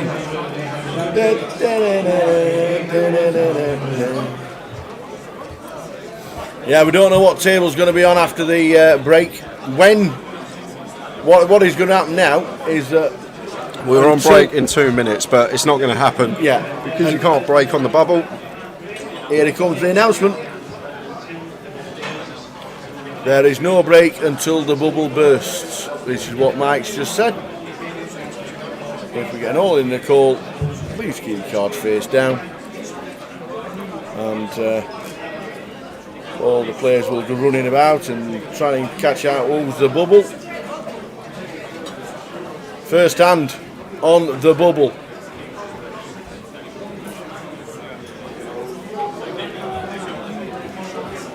As you can see there, running across the prizes, and we are talking about next man out or next person out getting zip, or 48th getting 2,540 minimum. 49th nothing, 48th 2540. It's a big bubble, which, as you know, is one of the reasons why the guys have tanked. No need to tank anymore because every hand has to start at the same time. We'll stick us on in between hands while we're waiting. Yeah, why not? Go on, fire the questions at us. Come on. Fire the questions at us. Any questions, whether it be poker related, strategy related, music related? I'd just like to say apologies about Towers treble. We were close. We were getting sweats. We didn't finally get over the line. We'll try again next Saturday. Why can't you have a break on the bubble? Says Dickie Watts. It's been a thing for a long time. I'm not sure like now, but it's just to do with players going away and having chats with each other, saying, oh, if I bubble, we'll go halves. If you bubble, we'll go halves. So doing deals off the table with each other. It's just to prevent that from happening. It's a bit different this day and age because obviously phones and everything, you still could do stuff, but it's just been the way it's always been. But it's mainly to stop the collusion of people chatting off the table, making little side deals, little savers for themselves, and that's basically it. We will try and sort out the graphics in the top that way. When PK has been very busy on the floor, obviously we're now on the bubble, so he's going to be on the floor waiting to capture it. If it's on one of the outer tables, we'll get it stuck in. So he'll be there. It will get updated. Sorry for that, but there is 49 players left and 48 get the money. Tower, one for both of us here from Essa. Go. Which one is the best variant of poker? Tower and Jay. What's your favourite? Well, I used to like... You like Limit, don't you? You like Limit? No, I used to play Limit. If I ever played cash in Vegas, I'd play. They have a 4-8 limit PLO. Okay. In the Venetian, and I used to play that for quite a while. I don't mind that at all. I like PLO. I like 08 as well. So yeah, I'm not really clued up on stud or anything like that. I don't mind a bit of Maltese cross every now and again if you want to gamble. Maltese cross. Or reverse Maltese cross when you stick the one in the middle and then gamble. We've had reverse Maltese before. I've been watching that. You'd like that. Fair enough. Just stick the middle card down and then just work it out from there. But yeah, I like ILO, I must admit. Mine's probably just 5-card PLO. Yeah, I think it's my best variant and most enjoyable for me. Just 5-card. Would you say that would be your most profitable as well? My win rate in 5-card PLO is my best win rate as well at cash. So obviously for them reasons, I'd probably say 5-card PLO for me. So yeah, probably both PLO guys. I do like the 08, I must admit. I don't think I'm good enough to play tournaments at this calibre, but I do like a bit of cash every now and again if I do go over to Vegas. So walk that for Matt Davenport. Essa likes to gamble, he likes a 6-card.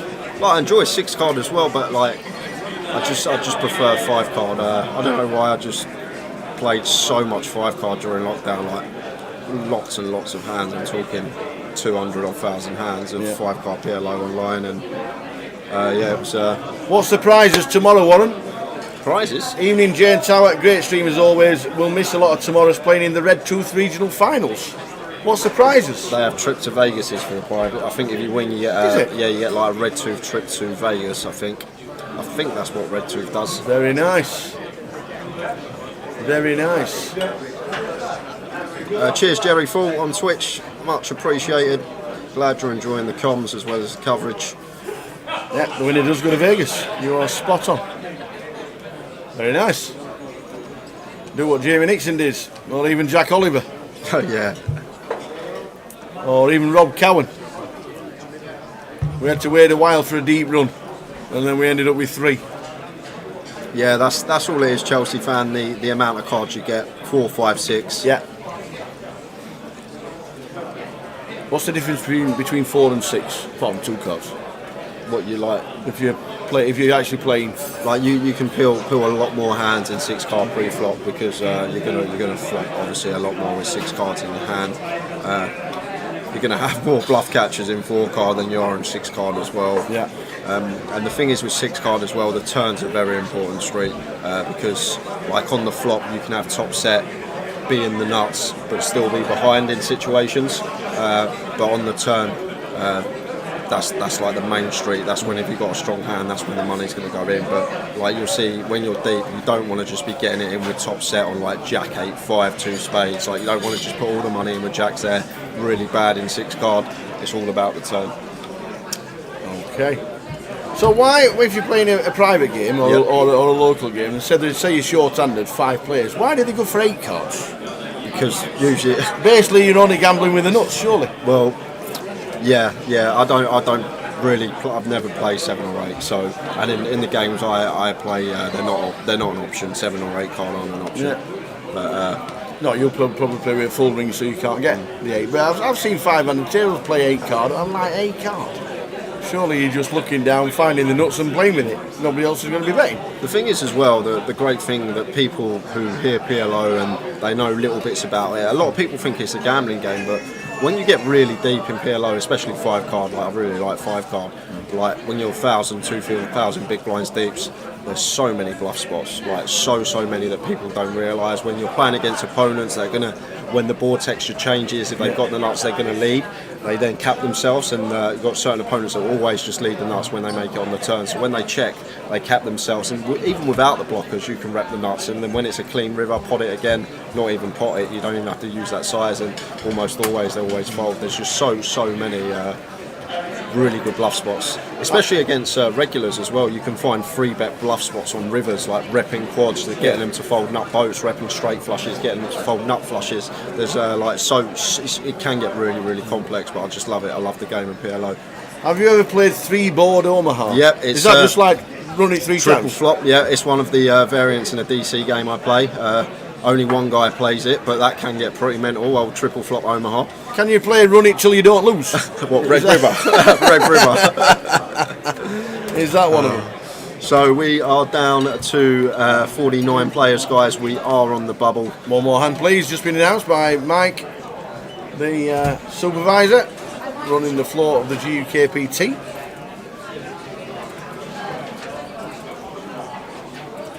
Oi, Gary Miller. Oi, Gary.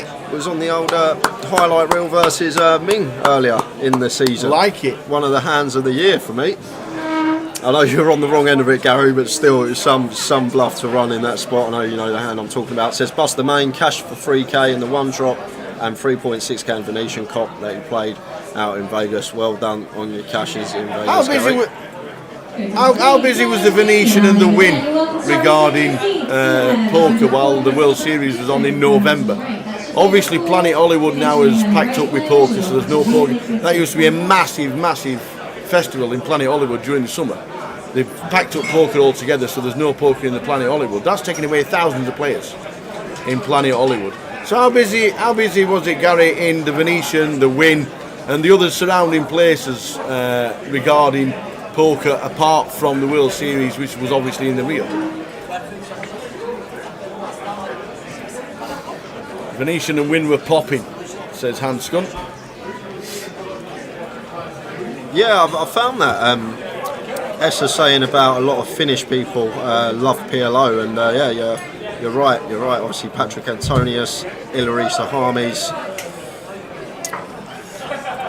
Juha Helpi. Juha Helpi, yeah, another one. Whatever happened to Juha Helpi? I don't know. Absolutely no idea at this moment in time.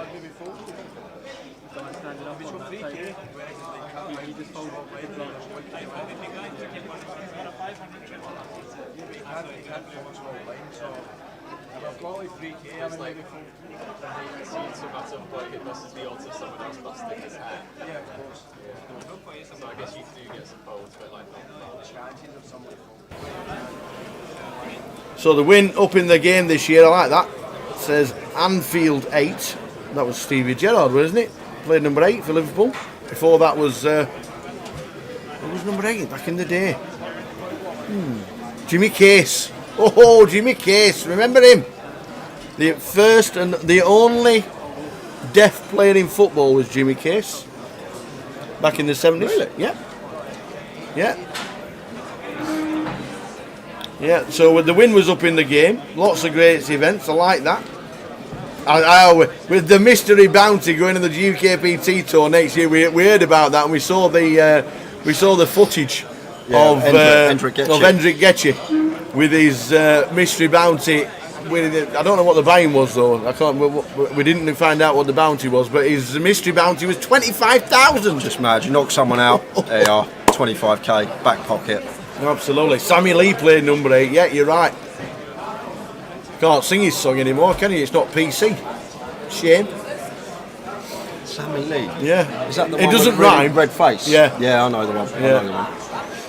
Yeah, the mystery bounty is a great idea. We actually thought, I think we instantly went up to Mike and said, well, we're going to have a mystery bounty at Goliath. He went, logistically, it'd be a nightmare. But would it? It'd be a lot more fun. Obviously, the prizes are not going to be like 25 large, that is for sure, but everything's relative to the buy-ins and what have you. I think it'd be a great idea, I really would. But imagine a bounty event with 300 runners at Goliath, and every time somebody gets knocked out, off to the tombola, we're off. Alright, we'll chuck our faces off drawing hands so you can see everything clearly. 49 players remaining. Jack having a little wander around the room, seeing stack sizes. Raggy with the Jack 9 suited in the small, going to raise it to 12.5. And Julian can't defend. Sorry guys, going to have to put us back on. only 10 seconds without us.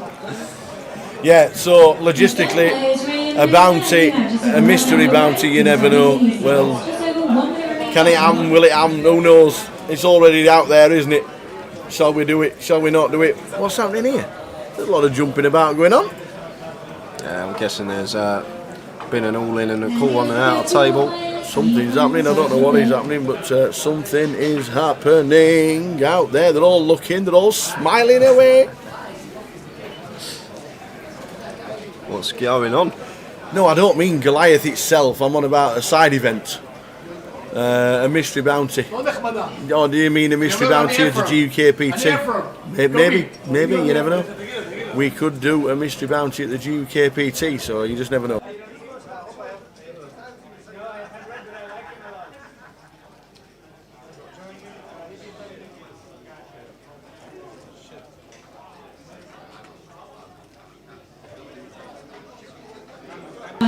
Yeah, we were just thinking Goliath would be the fun place to do it, because Goliath events and Goliath side events are always busy. Is the Joker's Wild not a bit of a mystery bounty though? No, because you know the bounties, don't you? Yeah, okay. You know the bounty players. Yeah. Whereas a mystery bounty, you just knock anybody out and you just get a prize. Yeah. So yeah, I know what you mean with that, but 100% get it on the tour. Be alright. It would be good. Or what about getting it on the? I don't think you'd be able to do it in a place like the Vic. That's the problem. The Vic's very professional. They have 14 cast tables running. Everything's very professional down here. Do it in Manchester. Do it in Blackpool. Do it in Edinburgh. Do places like that. You know, I'd think about it. Yeah, definitely. The mystery bounties at the winner: $2.2 and $1,600 buy-ins. But yeah, you definitely need a big space. That is for sure. Do it in Luton? Yeah, maybe. What about a side event on the GUKPT being Joker's Wild? Just saying. Imagine Blackpool next November. You dressing up. Imagine Blackpool next November, Wednesday night, Joker's Wild. Yeah, that'd be pretty mental. Sweet Caroline. Joker's Wild on tour. No, Faithy, the way it would work, so let's say it's a 2k buy and we got 100 entries, 200k in the prize pool, we'd have scattered prizes that amount to that 200k. Well, let's say 100k, because there'll obviously be a prize pool if you win it without the bounties. So 100k will probably go to the prize pool, 100k towards the mystery bounties. There might be like 120k in there, then a few 1ks. They would obviously work, bounty bar. If Tower doesn't get to it first after the Goliath story, what a story that is. So if you haven't heard this story, last year, not last year, the year before, at the Goliath, obviously we have the Joker's Wild, and you win a 500 seat for knocking out one, or a 220, or like a 50, or a Goliath seat for next year, and like the booby prize is a bounty bar. So someone's in the back room, they've got all the bounties ready set up, and they've left the bounty bar on the side, and when the person knocked someone out and they opened their envelope, it said, "You've won the bounty bar." So they're like, "All right, I might as well get me a bit of chocolate." Someone's only gone and eaten it, haven't they? Tower's eating his bounty. I had to go and present him an empty bounty bar. The packet. I'm not being funny, but the packet was just there. saw it on the side. Thought, you know what, I'll have that, and it turned out it was a bounty for the tournament. Oh god, that's true story, by the way. True story. We ate the bounty, and I had to go and present the empty wrapper. One more hand. Oh dear.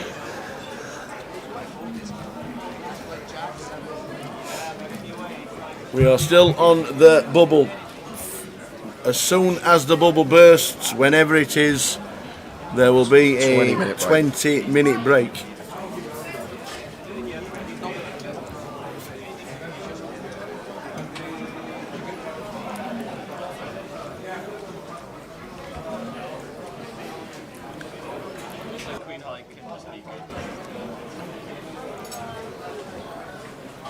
So Matt just going to be applying pressure to Stuart Stack in the big blind on the bubble. So going to open the 8-6 off in the cut-off, makes it 10.5k. Blinds are 2.5, 5k now. Raggy folding the 10-9 suited, and Stuart going to have to let this one go on the money bubble. And Essa says wants a Tower poker disco early next year. I think you're right. Who said we can't do one?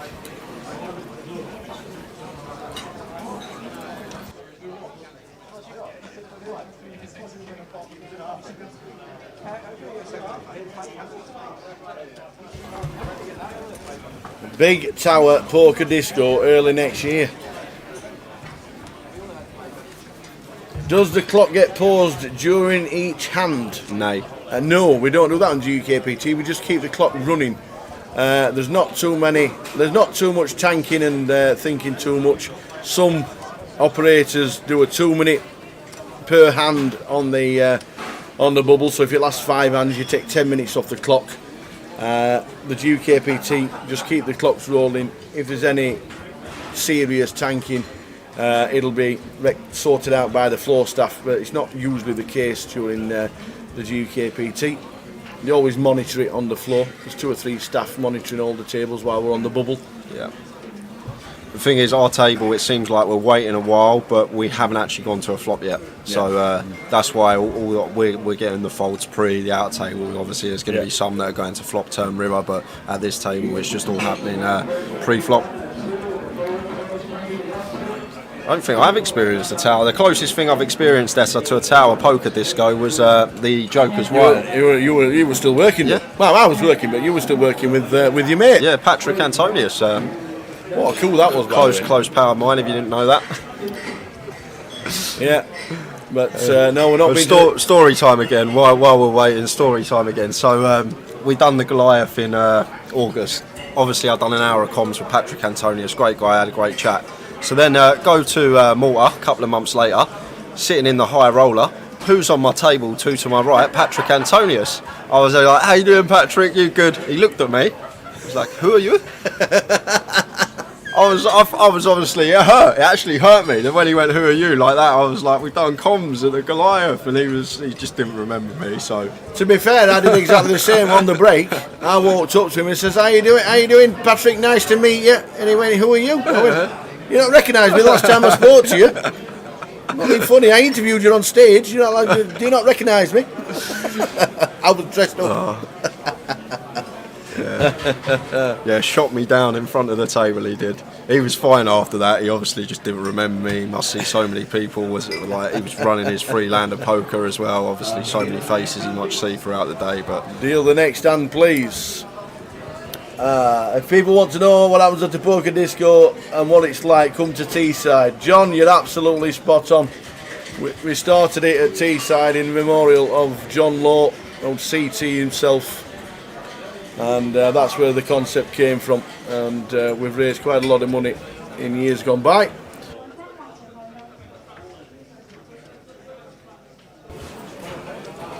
So, deal one more hand, we have a hand. Will we get a flop?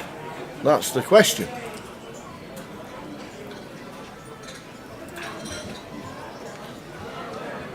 how are we doing, Chef Brad? Says he's back home after busting in 58th. Unlucky, I hope Brad. everybody's standing up. What's happening over here? Good to see you. Well, we got Matt here, just attacking Dinesh's Open with a great hand to do it with. I really like how Matt plays. It's just pure aggression in good spots. He knows Dinesh is going to be opening very, very wide on the bubble as one of the chip leaders in the room, and Matt just undeterred and attacking Dinesh's Open with the ace-4 suited. Really nice hand to do it with. We've got the ace blocker in there for removal.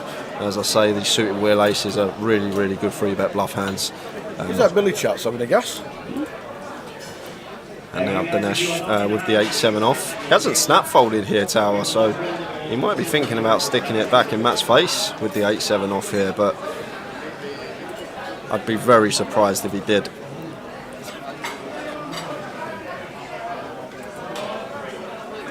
He does make the fold. So no action on our table.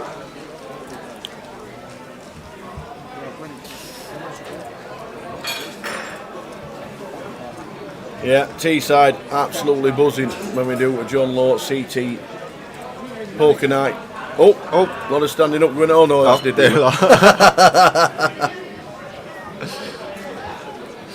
Jack I think he's just checking stacks. I think everybody's desperate for a cash. Shorties. It's $2.5 grand. Something's going on. We're looking. Everyone's having a little look. What's going on over there? What's happening? Uh-oh. So we got Maz Bako. Is all in with kings. What is it? And Terry Jordan's got aces. You are joking. Kings for Maz. Terry Jordan you with are the boots. joking.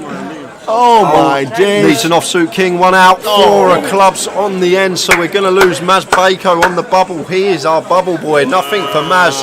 How do you get called by Terry on the bubble with kings and you're behind? How does Terry Jordan ever wake up with aces right there? What's that all about from Tezza? That, and we're on a break because of that.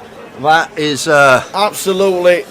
That's it for the session. Brutal for Maz. Kings runs into Terry Jordan's aces on the bubble. We're in the money. We're down to 48 and we're on a 20-minute break. Everyone's locked up £2,540. 48 players remain. We're going to be on a 20-minute break, as Tao said. We'll come back around past for a little talk for a couple of minutes. So we'll see you about past, and that's when we're going to return.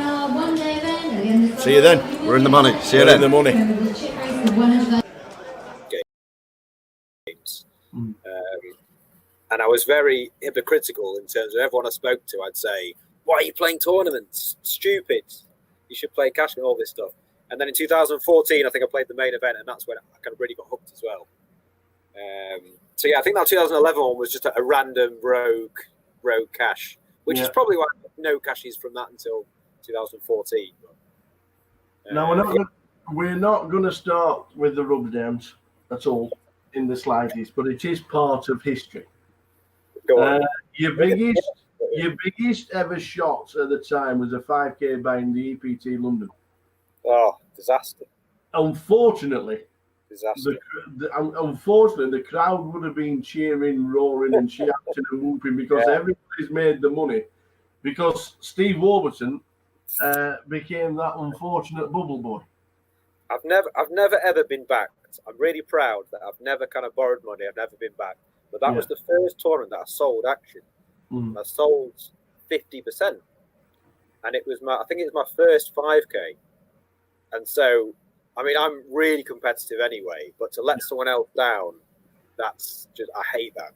And so, I I think when we were about 15 off the money, I basically made the mistake of messaging everyone that had backed me and said, I'm 15 off the money, I'm all right in chips. And then I kind of dwindled down, and on the bubble I had, you always remember the hands you lose, don't you? Of course, yeah. I basically got diamonds all in against aces on the bubble. And we basically got all in. I'm thinking, oh my God, how's he got aces? Yeah. And like the first 2 cards were diamonds as well. So I was like, well, I've basically got 4 cards. Because also this was back in the day when it was like 1 card, not just 3 cards straight out. Yeah, yeah. So I basically bubbled, and I was in the very far end table of the room. Oh, marvellous. This is a huge, huge room. And the second the river card comes down. But a couple of years later,